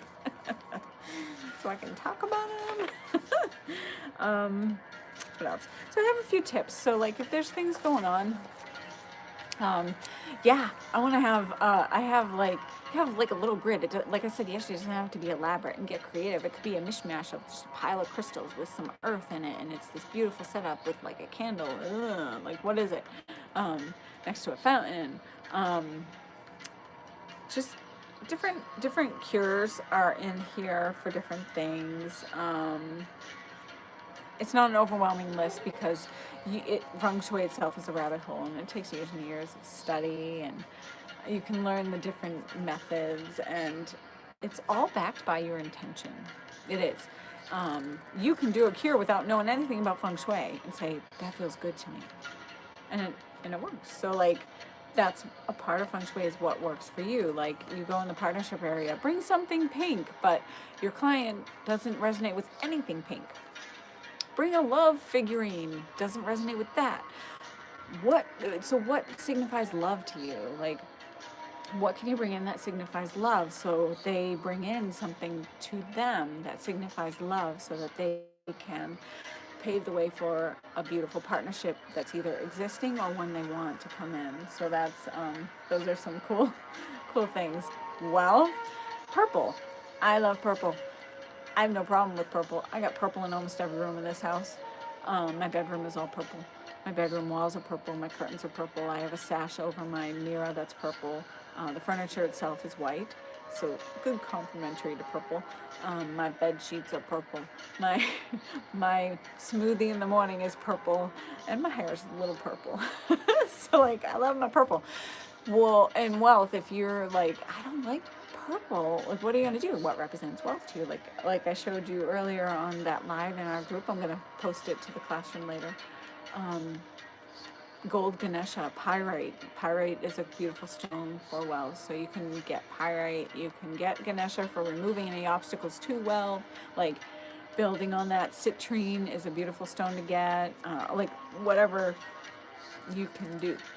If you can place it in that part of your home, cool. Or lay the Bagua map over your room. Like if you just have like this room, a beautiful healer space or meditation space, you can lay it over your room and decide where in the room is the wealth corner and place the altar there. And or partnership or health or what's your goal, bringing in a career, etc., etc. So you decide what your intention is and have some fun with it. And if you can't place it in any of those official spots, remember it's your intention. It's always your intention. Like I don't have everything, my altars in any official spot. I have the intention backed by them, and that's how they're working for right now. Because I'm about to teach yoga in here, and I need the space. We're gonna teach Monday night 6 p.m. gentle yoga. So we're 6 p.m. Yeah. Did I say 6? Anyway, it doesn't matter. So I need the space. So my altars are against the wall. And it worked out, actually. One, on purpose, on accident, is in the southeast corner of the room. It's not black hat feng shui, but it's compass feng shui that my wealth, my abundance and flow altar happens to be in the southeast corner. So I said, okay, I don't always use compass feng shui, but I'm good with it. My intention. So I wanted to just go over the quick feng shui tips for you. Now we're going to get into some Munay-Ki fun. You have the notes of Munay-Ki in your classroom. I posted them today, a few hours ago, up to the healer's rite. So everything we go over now tonight is in your classroom, and then going forward, you'll get each rite in the months that they are represent when we get to the Munay-Ki rite week. So for Munay-Ki, some things to read from the manual. The manual is from the Four Winds themselves, from Dr. Alberto Violdo. I used to pronounce his name wrong, so I'm sorry if you already received the rights from me and I kept saying Violdo. Those two L's. It's more of a Y. Violdo. Okay. So the manual is officially from the Four Winds. It's also has some extra notes in it, and I know that there's a couple of duplicated things in there that I didn't get a chance to extract from the manual, but at least it's duplicate instead of less than, so more is better in this case. So now for Munay-Ki. Munay means love, so we're here in the love month, right? It's a perfect time to start this. So the prophecies of the ancient Americas speak about a period of great transformation and foretell of a new human appearing on the planet. Persons of wisdom and power who live free of fear and abide in their eternal nature, Homo Luminous. The rites of the Munay-Ki transform and upgrade your luminous energy field. They are energetic transmissions that heal the wounds of the past, the karmic and genetic programs and beliefs you inherited. They reinform your DNA, enabling you to grow a new body that ages and heals and dies differently. So awesome. The Munay-Ki, it comes from a Quechua word meaning I love you. The Munay-Ki are the rites of initiation to become a person of wisdom and power who has accepted the stewardship for all creation. The Munay-Ki is an invitation into who we are becoming 10,000 years from now. The rites are common to all shamanic traditions, even though they are expressed in different forms and styles in different cultures. The rites are a process of healing the wounds of the past from our own personal past and from our ancestors, the genetic and karmic inheritance that we were born with into this life. These rites derive from the great initiations from the Hindus' valleys. They were brought to the Americas by the first medicine men and women who crossed the Bering Straits from Siberia during the glacial period some 30,000 years ago. So very ancient. These courageous travelers were the Laika, the earth keepers of the old. The Laika have always been ordinary men and women who live extraordinary lives. They were not born with special gifts from spirit. They have acquired uncommon grace and power through prayer, study of wisdom teachings, or insights and discipline. Some grew to be renowned healers and teachers, while others lived quiet lives, raising their children and growing corn. The Laika felt that people would come to the Munay-Ki when they were ready and felt a calling to do so. Many of you have received such a calling from Spirit and long to make a difference in the world and in your life. When you come to the path of the Earth Keeper with sincere intention and an open heart, you'll soon notice that you're not alone. You will find yourself in the company of like-minded people who strive to live by ethics and vision. And you will find yourself in the company of Earth Keepers who lived on this planet many thousand years ago, luminous beings who are now part of the great matrix of life. These Earth Keepers will add to the power and vision of yours. So some of this is reading, and then I'm going to skim through some of it because I know that you'll be able to read it when you get your notes in your classroom as well. So as you experience the Munay-Ki, you will feel the presence and sense the wisdom of the luminous ones who have broken out of linear time and now dwell in sacred time and infinity, free from the grip of karma and rebirth. The Munay-Ki will clear your luminous energy field of the psychic sludge left by past traumas. As you raise your level of vibration, these luminous beings will come to you and guide you. Connect with them and you will be able to recall stories that you never experienced but directly, but are now yours as well. You remember sitting around fires with the buffalo behind you and meditating in stone temples above the snow line. Since the Earth Keepers come from the future as well, they actually help us to access who we are becoming as human beings 10,000 years from now. The memories from the past are available to the Leica who tap into the vast reservoir of knowledge that exists outside of time. The visions of the future come as possibilities because everything in the future is still in potential form. That's why the Earth Keepers from the Hopi, the Maya, the Inca, and many other nations regularly pray for peace on Earth. They do so by tracking along the possible futures for the planet to find one in which the rivers and the air are clean and people love in harmony with each other and nature. The act of finding this desirable future instills it into our collective destiny and makes it a little more probable than it was before because it has acquired another quanta of energy from these Earth Keepers. It's kind of like what we were talking about yesterday, right? As you dream it into being, it is becoming more of a possibility because you're dreaming it into being. So as you receive the Munay-Ki, your chakras will clear and you will acquire what the Leica know as the rainbow body. This is when your chakras glow with their original radiance. Remember that each of the chakras has a color, and when they shine with their original light, they emit the colors of the rainbow. When they are dulled by trauma from this and previous lifetimes of our luminous energy field, LEF, acquires a grayish hue, and our chakras can become pools of psychic fluid. Once we acquire a rainbow body, the luminous Earth Keepers can reach out to us because they recognize that we share a common vision and calling, and it's quite possible that you were already being reached out to, and that's how you made it into this class for this tonight. When this happens, and if you have developed the ability to see in the invisible world, you can discern the former physical forms of these luminous ones. Sometimes you will be able to perceive their thoughts and feelings, and you will have access to their wisdom and their stories. Eventually, you'll experience the 7th, 8th, and 9th initiation, and that's towards the end of this program. You can download a new and better version of the software that informs the luminous energy field, which will then inform your DNA, giving it instructions on how to create a new body that will age, heal, and die differently. There's nothing you need to do to attract these luminous Earth Keepers. They will come to you when you invite them to do so and are ready to receive them. When the student's ready, the master appears. They will not disturb you in any way, but are available to support you in your efforts to bring a bit more light and healing into your world. They're also there to protect you from negativity and fearful energies in the world today. And each rite connects you to those different variations and energies and intentions. And you can call them in.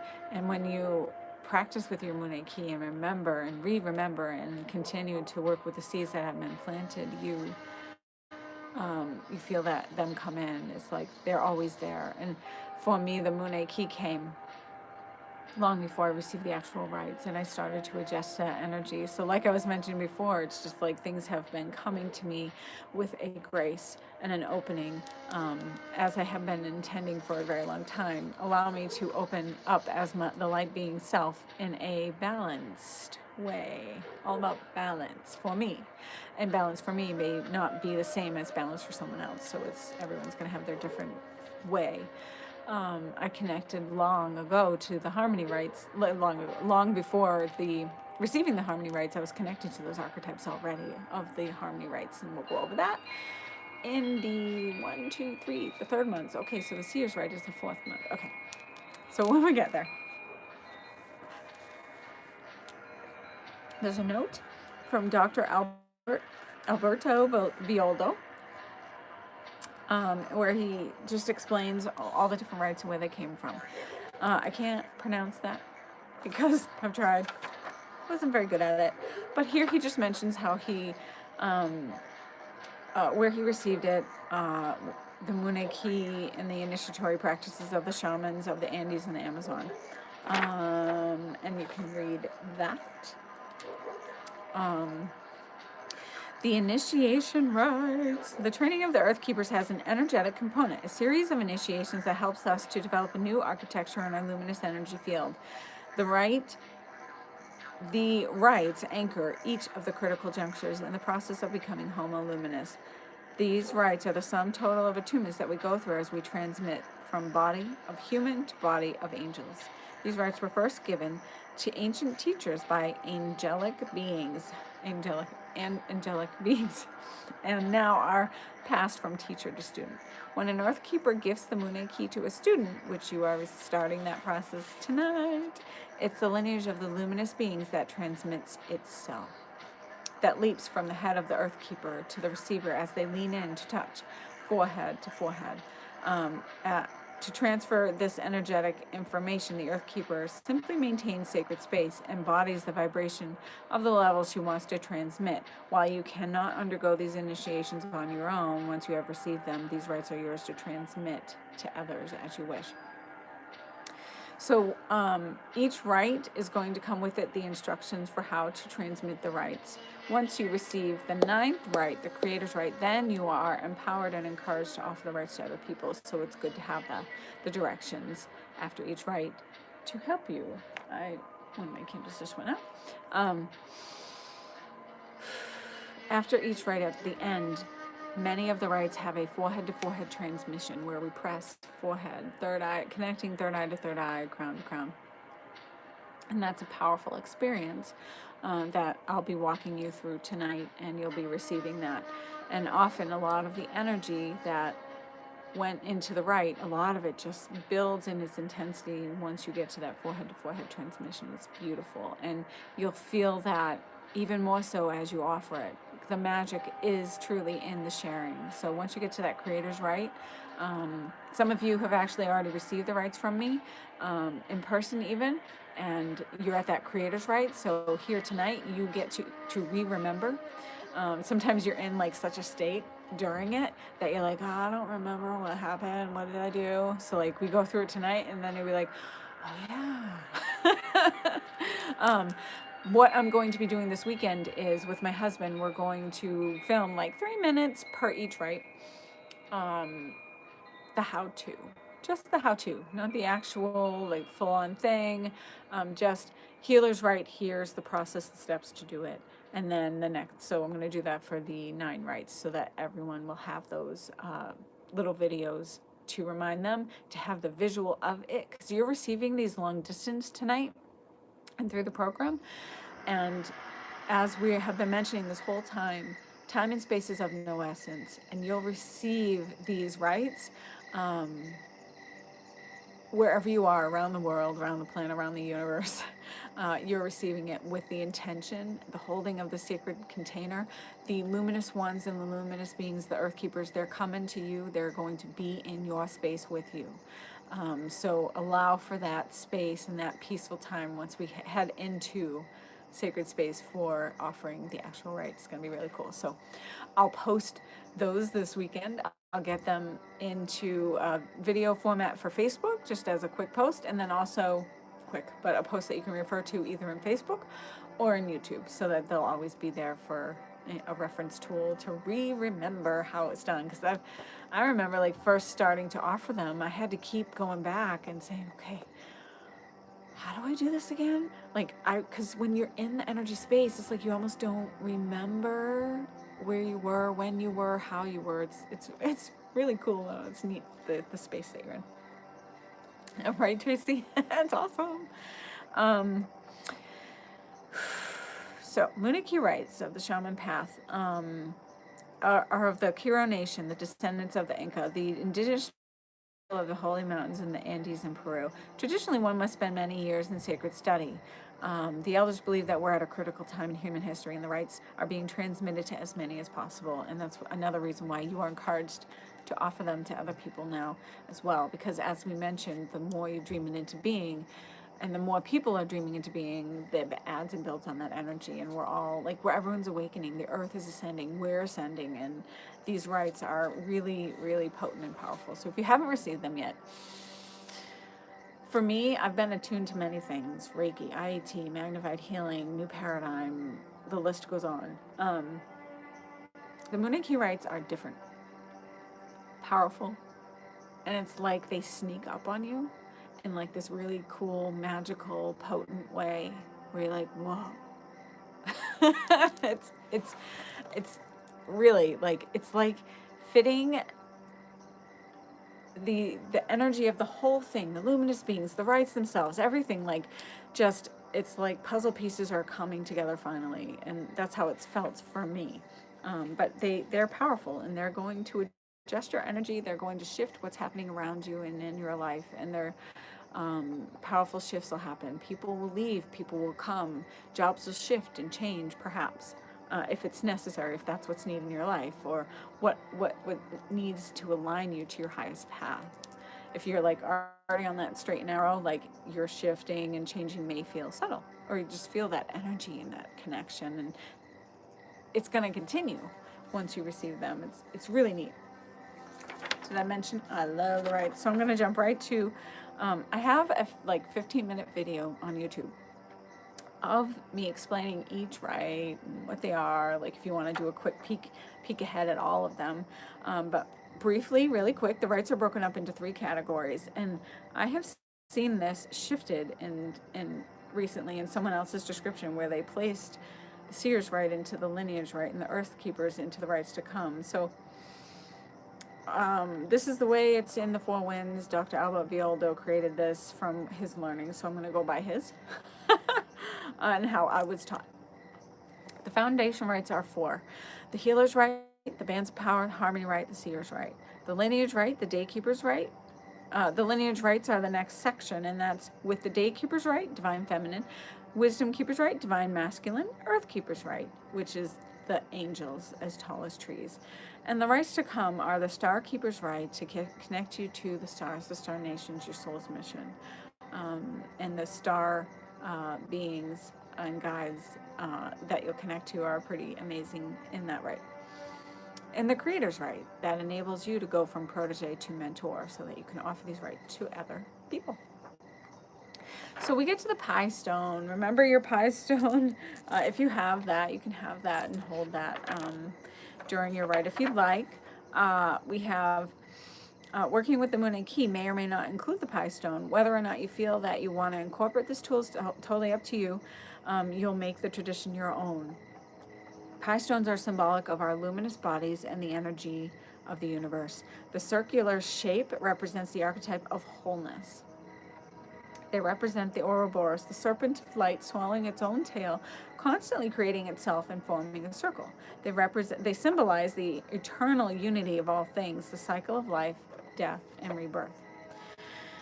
The center represents our energetic spine, Kundalini energy that flows through the center of our bodies. Kundalini energy is symbolic of our own spiraling DNA and is associated with the serpent of light coiled around the base of the spine, root chakra, approximately 3.142 times.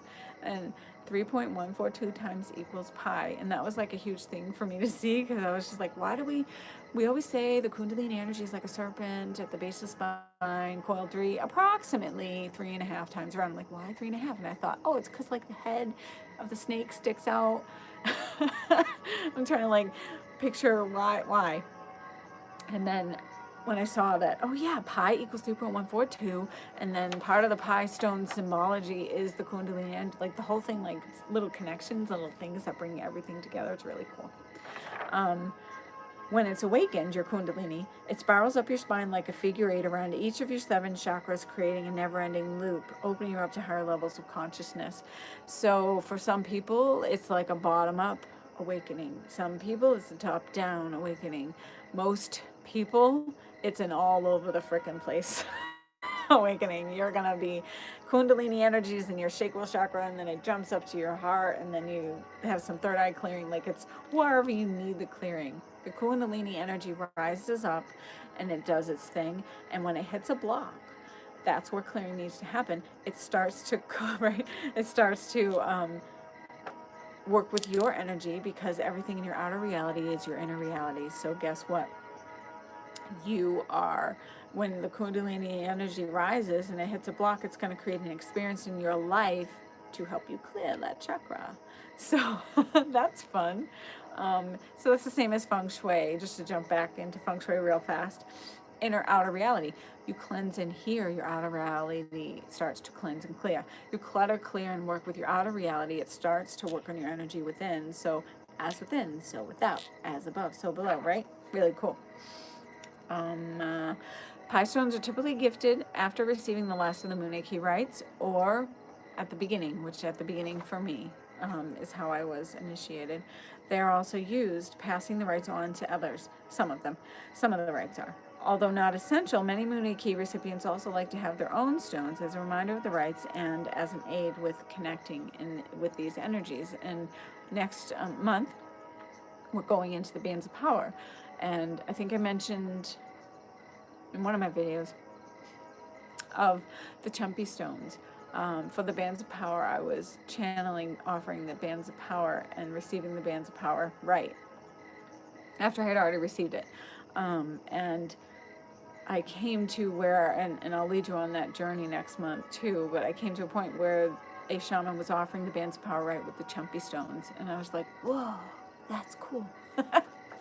And then I read on Shaman's Market when I was purchasing the meteorite Chumpy stones, because they have different forms,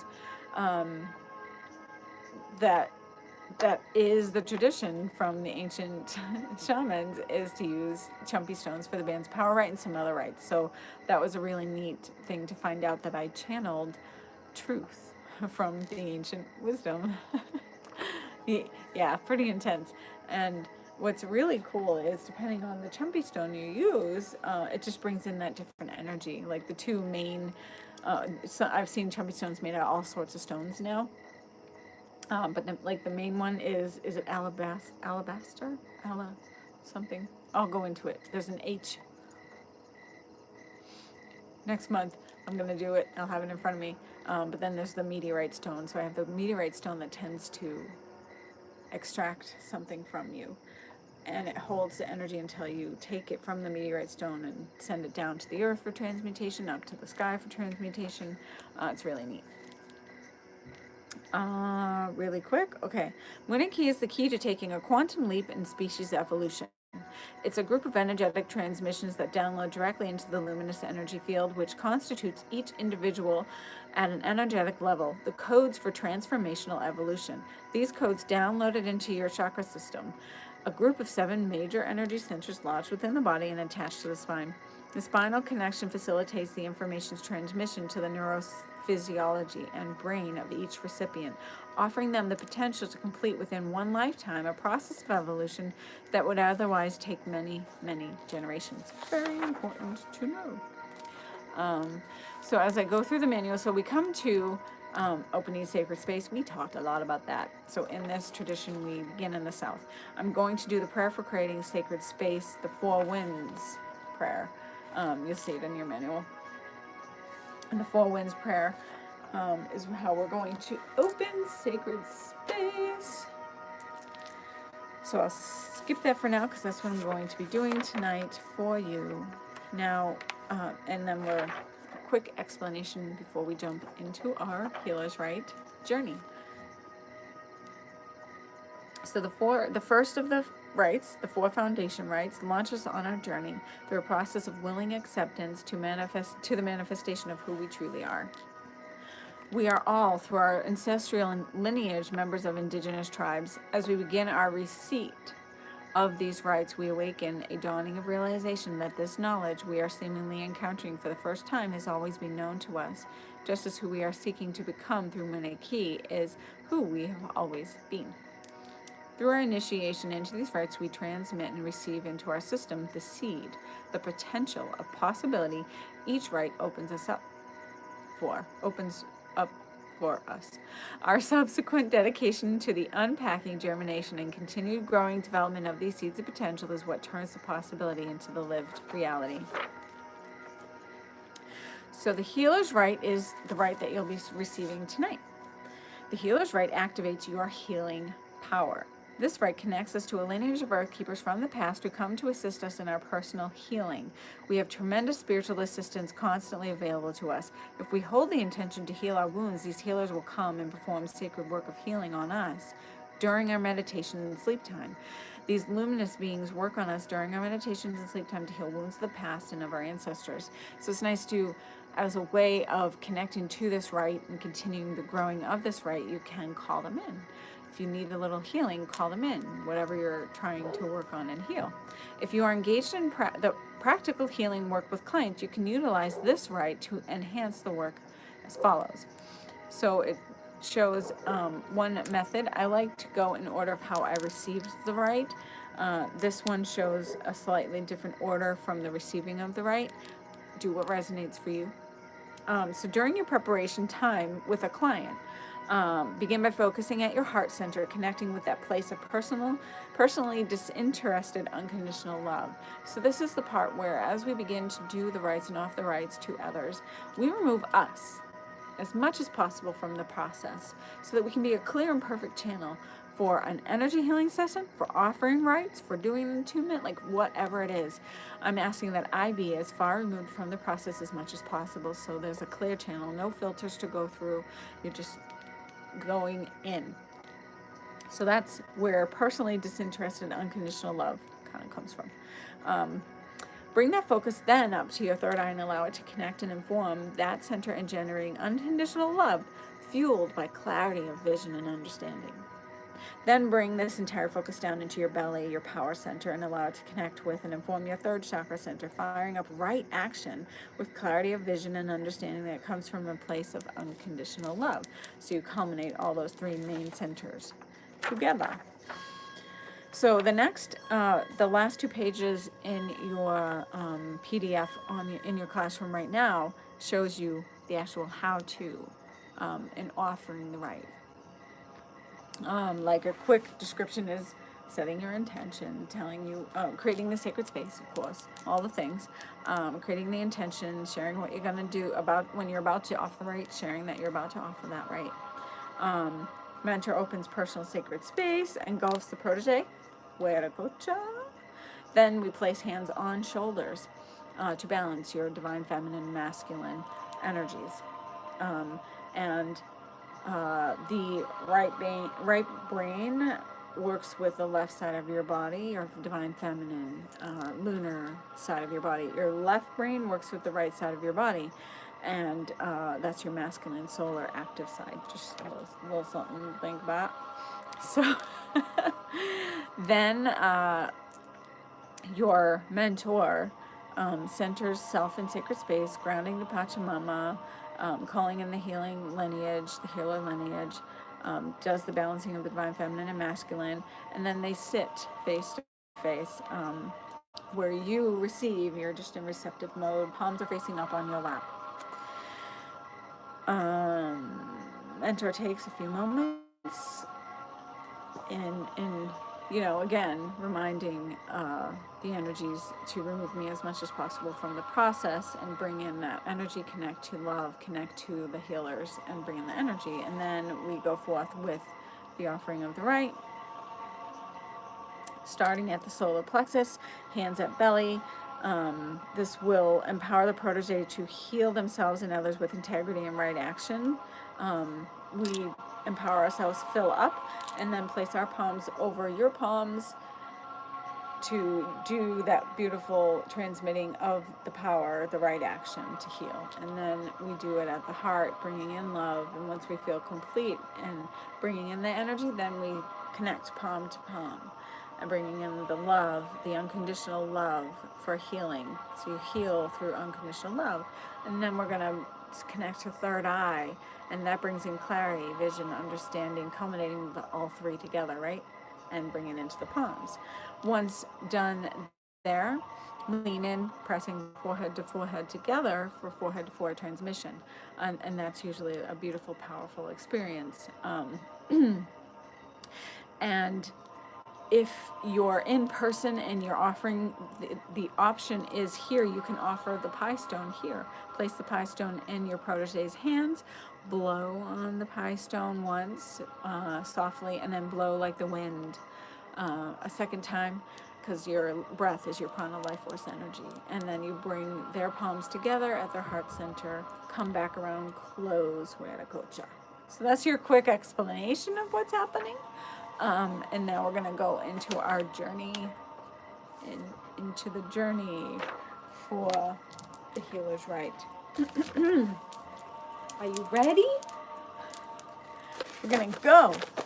We're gonna get really outside of time and space now. We're getting out. Now off of this right now and just keep my place for the rest of those words. Whew. So no questions, right? Everyone's gonna come together. I got my fire. I know we did our Palo Santo earlier. Just gonna do a smidgen of my sage. Another cool tip with the sage, right now I have it in bundle form. Sometimes it's hard to light when it's all bundled up. Plus it can burn faster, like too quick on you. And then you can just make use of your sage by separating the bundle and burning one stick of it at a time. Just cool things to do. Okay. I don't have my feather with me, but because I just found out that I'm allergic, I'm cool. I can't believe it. Anyway. Virtual smudge. Just bring it, if you're smudging yourself, now's a good time to just take that time. Sage itself, it creates sacred space for me right away. I can like drop out of whatever worry and fear I'm in and just whew, because again, it clears the negative energy in the space. And I just love the smell. Whew. Love it, love it, love it. Just gonna try to make it go out because I think I overlit it. So find a quiet space for this rite. It'll be maybe about 20 minutes or so, maybe longer, maybe less. Once you're in that space, it's hard to tell. And then we will be done with class for the night once we do our journey. So everyone, move everything where I would like it. I'm not sure if I'll use the drum tonight, but I have, guess what? I have my favorite singing bowl ever. So far, I should say, because who knows, I might. All my singing bowls are quartz singing bowls. I have one Tibetan one. But these are the ones they work with the most. And this one is moldavite and quartz. So the moldavite gets you into the cosmic realms as well. So it's really, oh, it's so cool. So I'm going to try and make sure, I tend to go really loud with the singing bowls. So I'm going to try and make it soft so it doesn't do that metallic-y sound on the video when we open. It's so beautiful to just drop in with sound.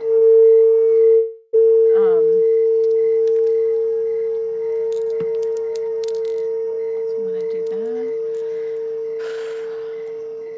I'm going to open this circle really quick all the way around.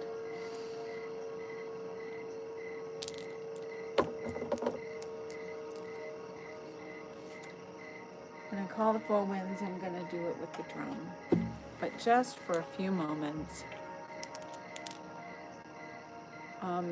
Comment if the music's too loud. I have it near the phone, but not totally near it. I don't want my voice to not be heard. I should have asked that before. Hope you can hear me. If you're not commenting, I'm guessing all is well. So we will begin. For the healer's rite, find yourself in a comfortable position, either in a chair. If you're lying down, make it so that you're kind of upright enough so that you don't fall asleep, but you enjoy. If you do end up falling asleep in any meditation, you're still receiving the energy, you're still receiving the rite, and you can always come back to this video, re-listen, rehear what happened, and enjoy the meditation again. The intention as I create this sacred container for these rites are that as always, you're receiving it no matter where you are, no matter when you watch this. You're watching live, you're receiving it, you're watching it at another time, you're still watching it with me now, and you're receiving that right. So no matter where you are in the world, time and space is of no essence. And we will begin. I don't want to ramble on too much. So take a few moments here now. Take a few deep cleansing breaths.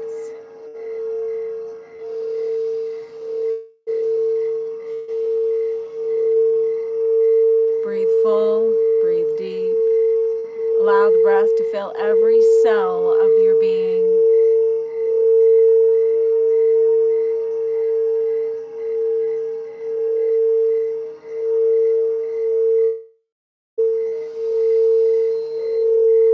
As you breathe, begin to allow your awareness to go deeper and deeper inside now.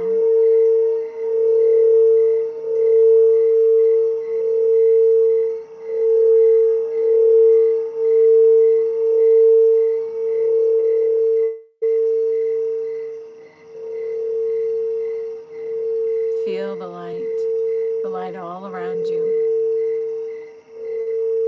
Call light to you now. As you breathe in, call in light into your heart space. Begin to visualize beautiful light filling your heart. Allow the energy, all energy that no longer serves you, to be released through your feet. Release the worry, release the fear, the stress of the day. Release it, let it go. There is nothing to do, nowhere to be. Just being here right now, breathing. As you release that energy through your feet down deep into the earth, where Gaia can transform, transmute into pure light. And as you intend and call in light through the crown of your head, from the stars, the star nations. Call in light from the air. Call in light from the earth. Call in light from the waters. Allow the light to cleanse and purify, to fill you up, to soften you.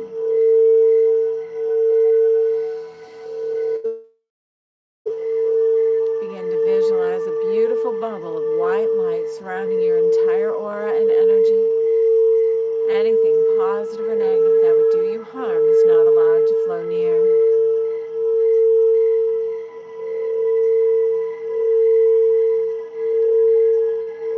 With each breath going deeper and deeper into relaxation.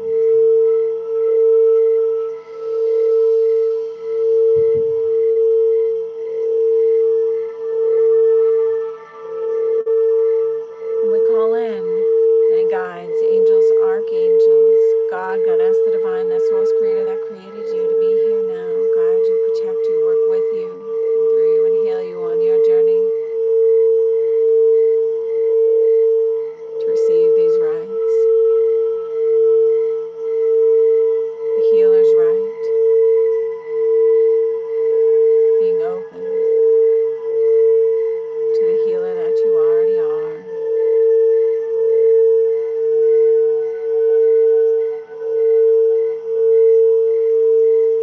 Calling in your light team to be here and present.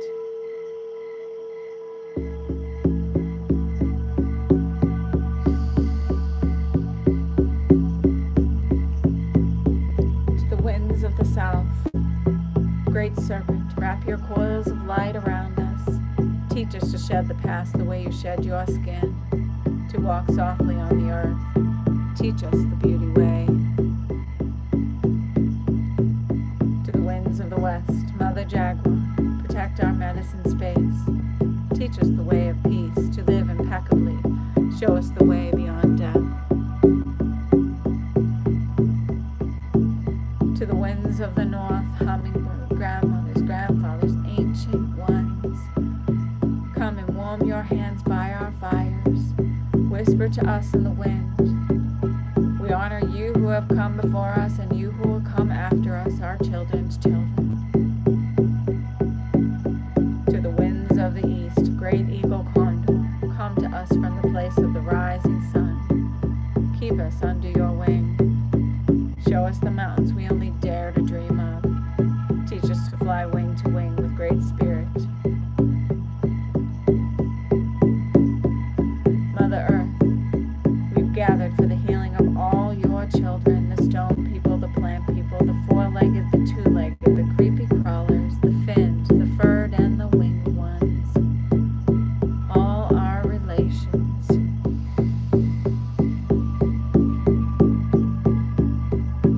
Father Sun, Grandmother Moon, to the star nations, Great Spirit, you who are known by 1,000 names and you who are the unnameable one, thank you for bringing us together.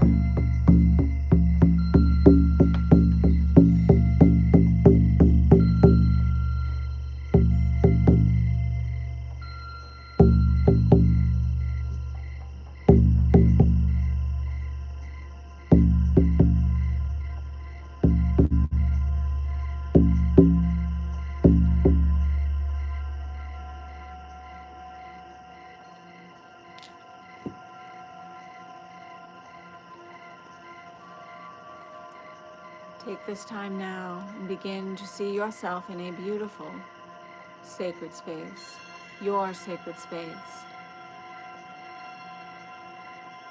For you, this may be in a garden, by the ocean, or somewhere deep in space amongst the stars. Wherever this is for you, really see it, be there. Know that only those you invite are allowed to flow near.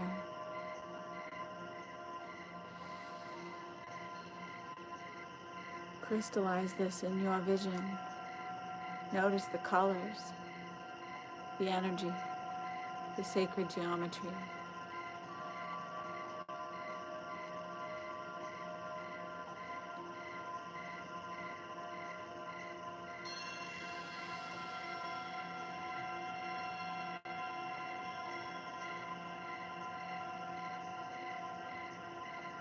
Here is where you can come to find peace, to heal, rejuvenate.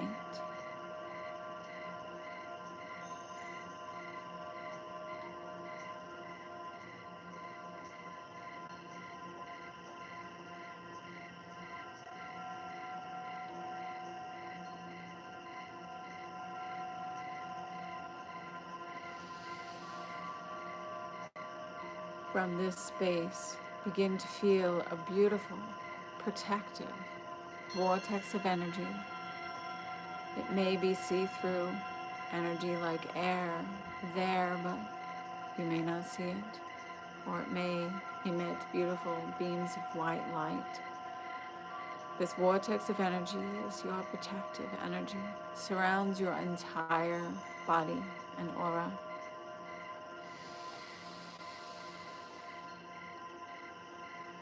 Allowing this vortex of energy to spin and spin faster and faster.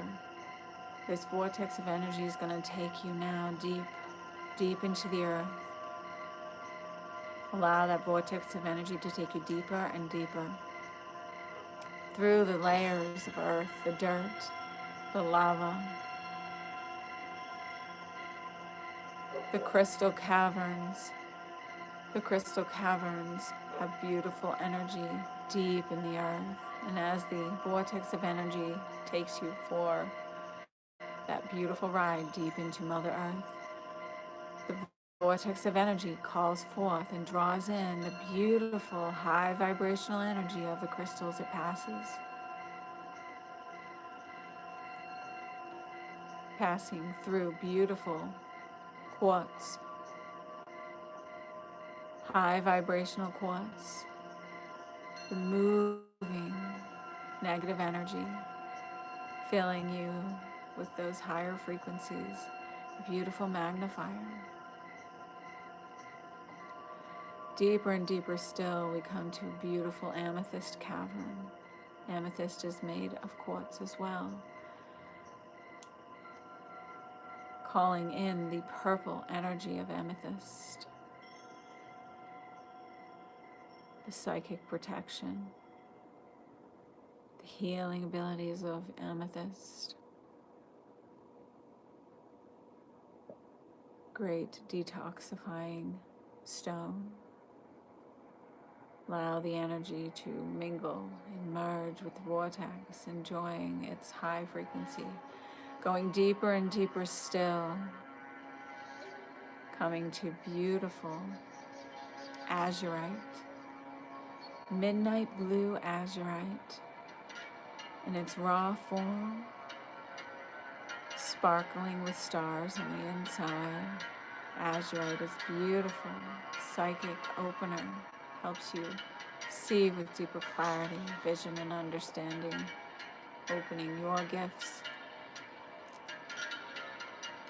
Feel the beautiful energy filling you. And the vortex takes you deeper and deeper still, coming to beautiful blue kyanite. Blue kyanite, so good for your balancing of all the chakras. And here in its blue form, most especially great for your throat chakra. Your authentic voice, your truth, your divine expression, cleansing and purifying, assisting you. Deeper and deeper still, coming to beautiful rose quartz, high in vibration, filled with unconditional love, asking you to see that you are made of love. You are deserving of giving and receiving love in balance. Allow your heart to open.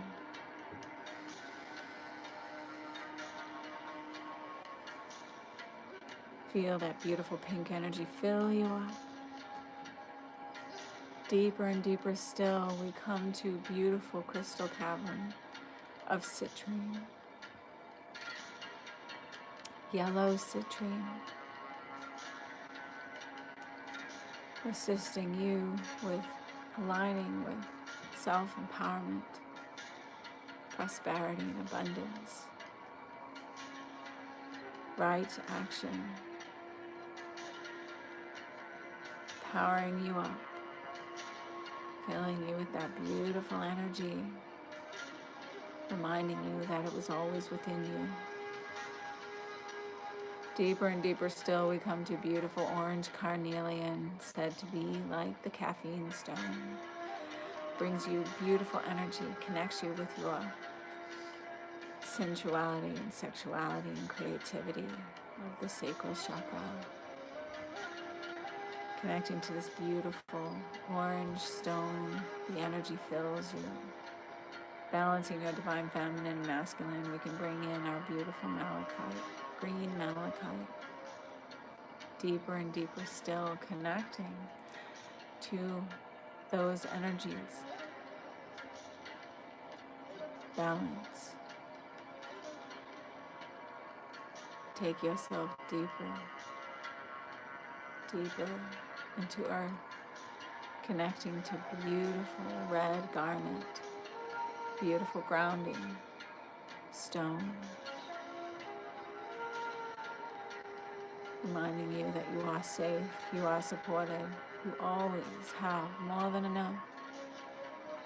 Ask and you will receive.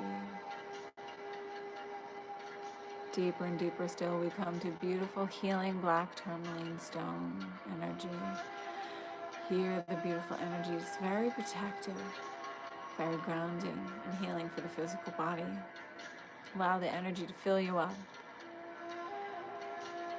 Allow the vortex of energy to take you to the center of earth, the core of earth, the crystal core of earth, a beautiful portal.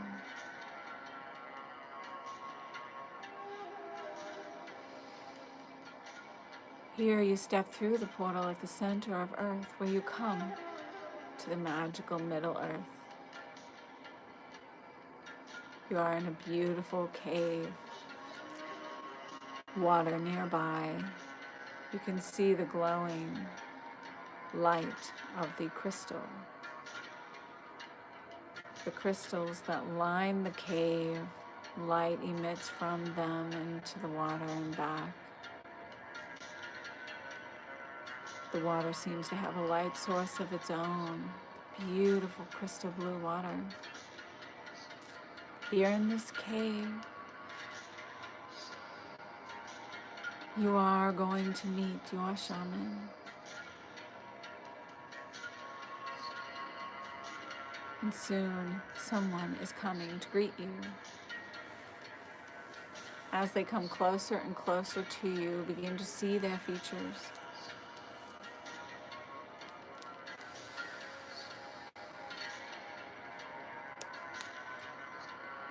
Notice what color their skin is, the eyes, the hair. What are they wearing?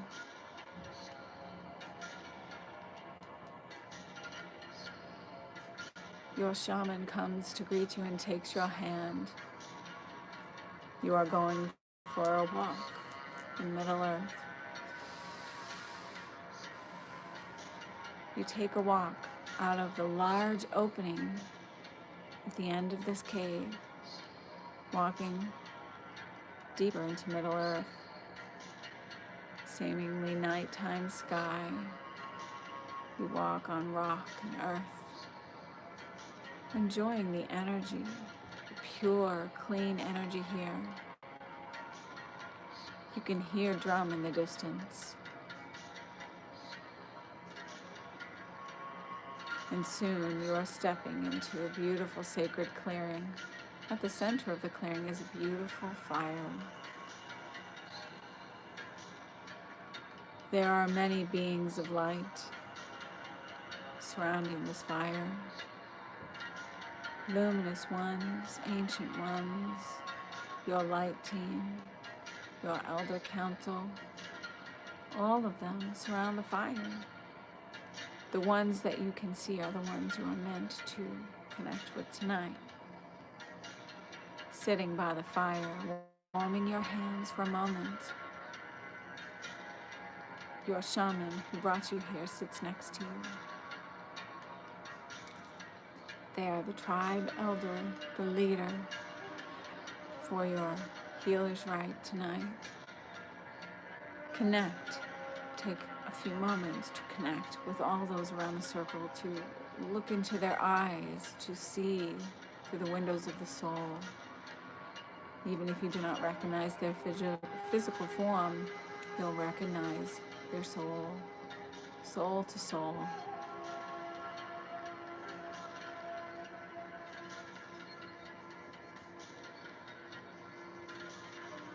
They have come to bear witness to your initiation into the Munay-Ki rites.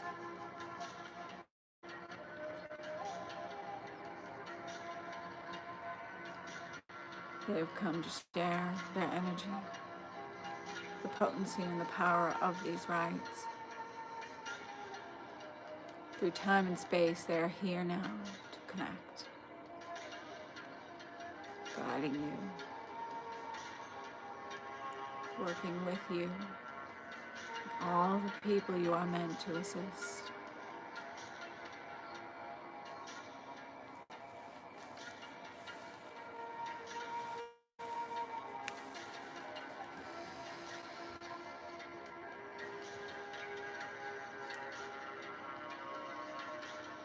And now it is time to receive the healer's rite.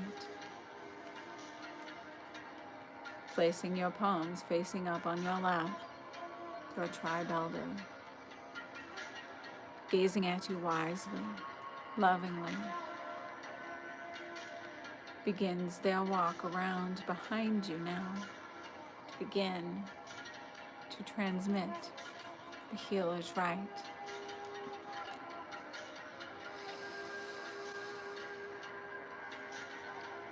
And they take a moment themselves to ensure that they are as far removed from the process as much as possible.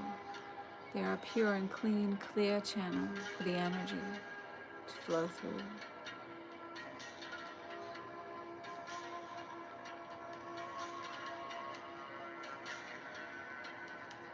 And they open Wadakocha. Palms are up and out over, connecting to their soul chakra, soul star chakra, and they engulf you with that energy. In a fluid motion like a dance, and they place their hands on your shoulders, balancing divine feminine and masculine energy.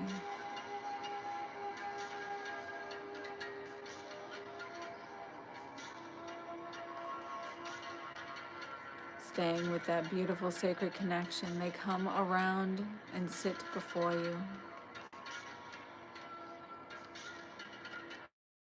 connecting to the healer's rite and all the ones who have come before you. Your tribe elder places their hands at their power center, culminating and building the energy.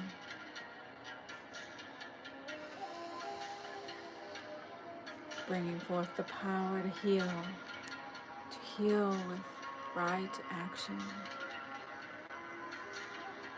Bringing the understanding of right action. And the power to heal, and they take their hands in that beautiful energy, place their palms over your palms.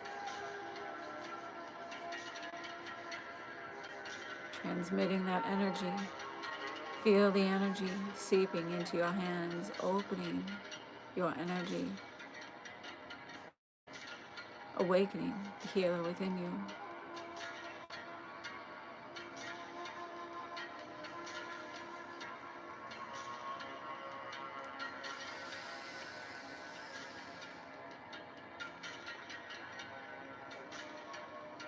They now place their hands over their heart center, connecting to love, bringing in love through unconditional means, healing with unconditional love.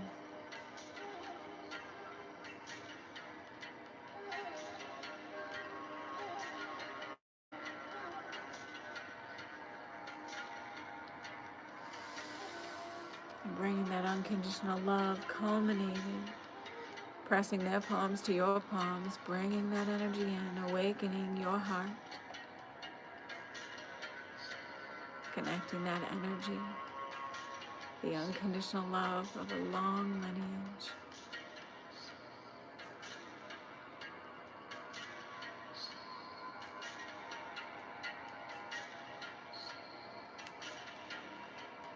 And taking their hands now to their third eye, the center of their forehead, so they can bring the energy of clarity, vision, understanding, building on the power of right action, and unconditional love, bringing it all together.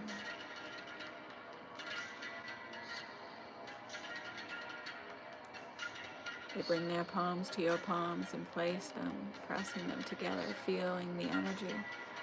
Feel that energy filling you up, awakening the healer in you, in your hands, in your heart, in your power center, in your third eye, to see and know with clarity, to heal with that clarity, to bring that clarity within you.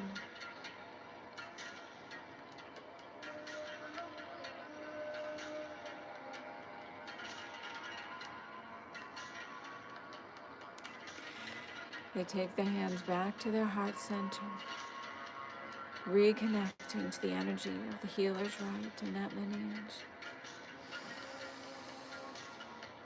And now they symbolically give you a gift, a pie stone, or something else that's unique to you in your palms. Notice what is being shared with you now from your tribe elder. Notice.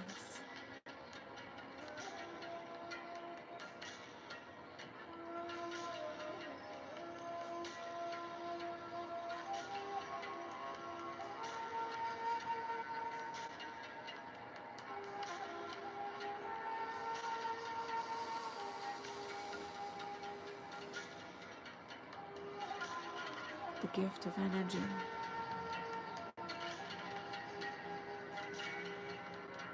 The gift of healing. And they lean over and blow into your hands a soft breeze, into your hands, into your gift. And then, like the wind, they breathe their breath, bringing your palms together. They place them at your heart center. Now they lean in, pressing their forehead to your forehead for forehead to forehead transmission, to transmit the right. In its completion, all of that energy building, flowing in, that lineage,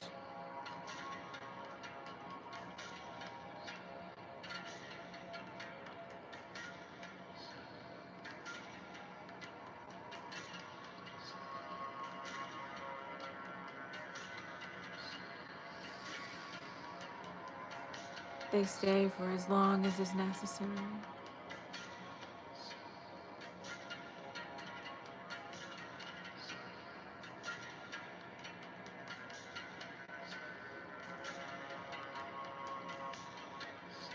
And then they lean back, smile, gazing at you, and they give you a big hug, congratulating you on receiving the healer's rite. They come back around behind you, closing Hueracocha.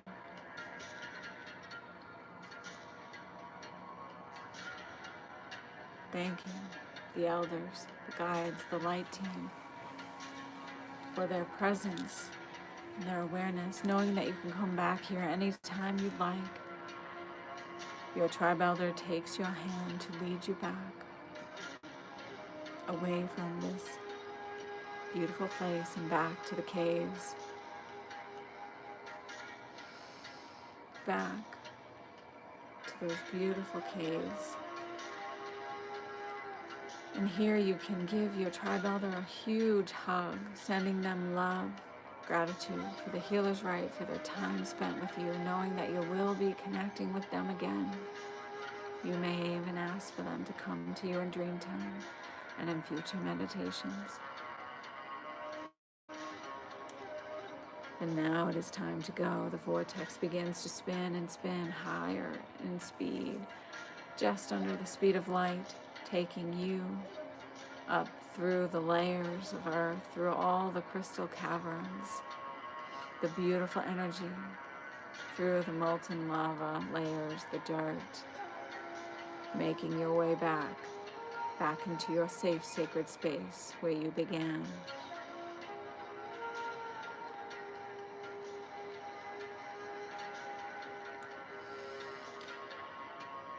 Knowing that in the days and weeks to come, transformations are ahead for you.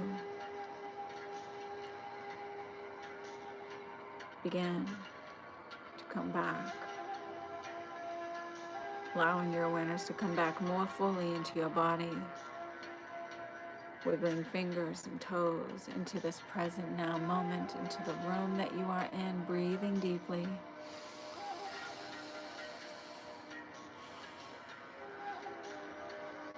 And opening your eyes when you're ready. How was that? I hope that was good.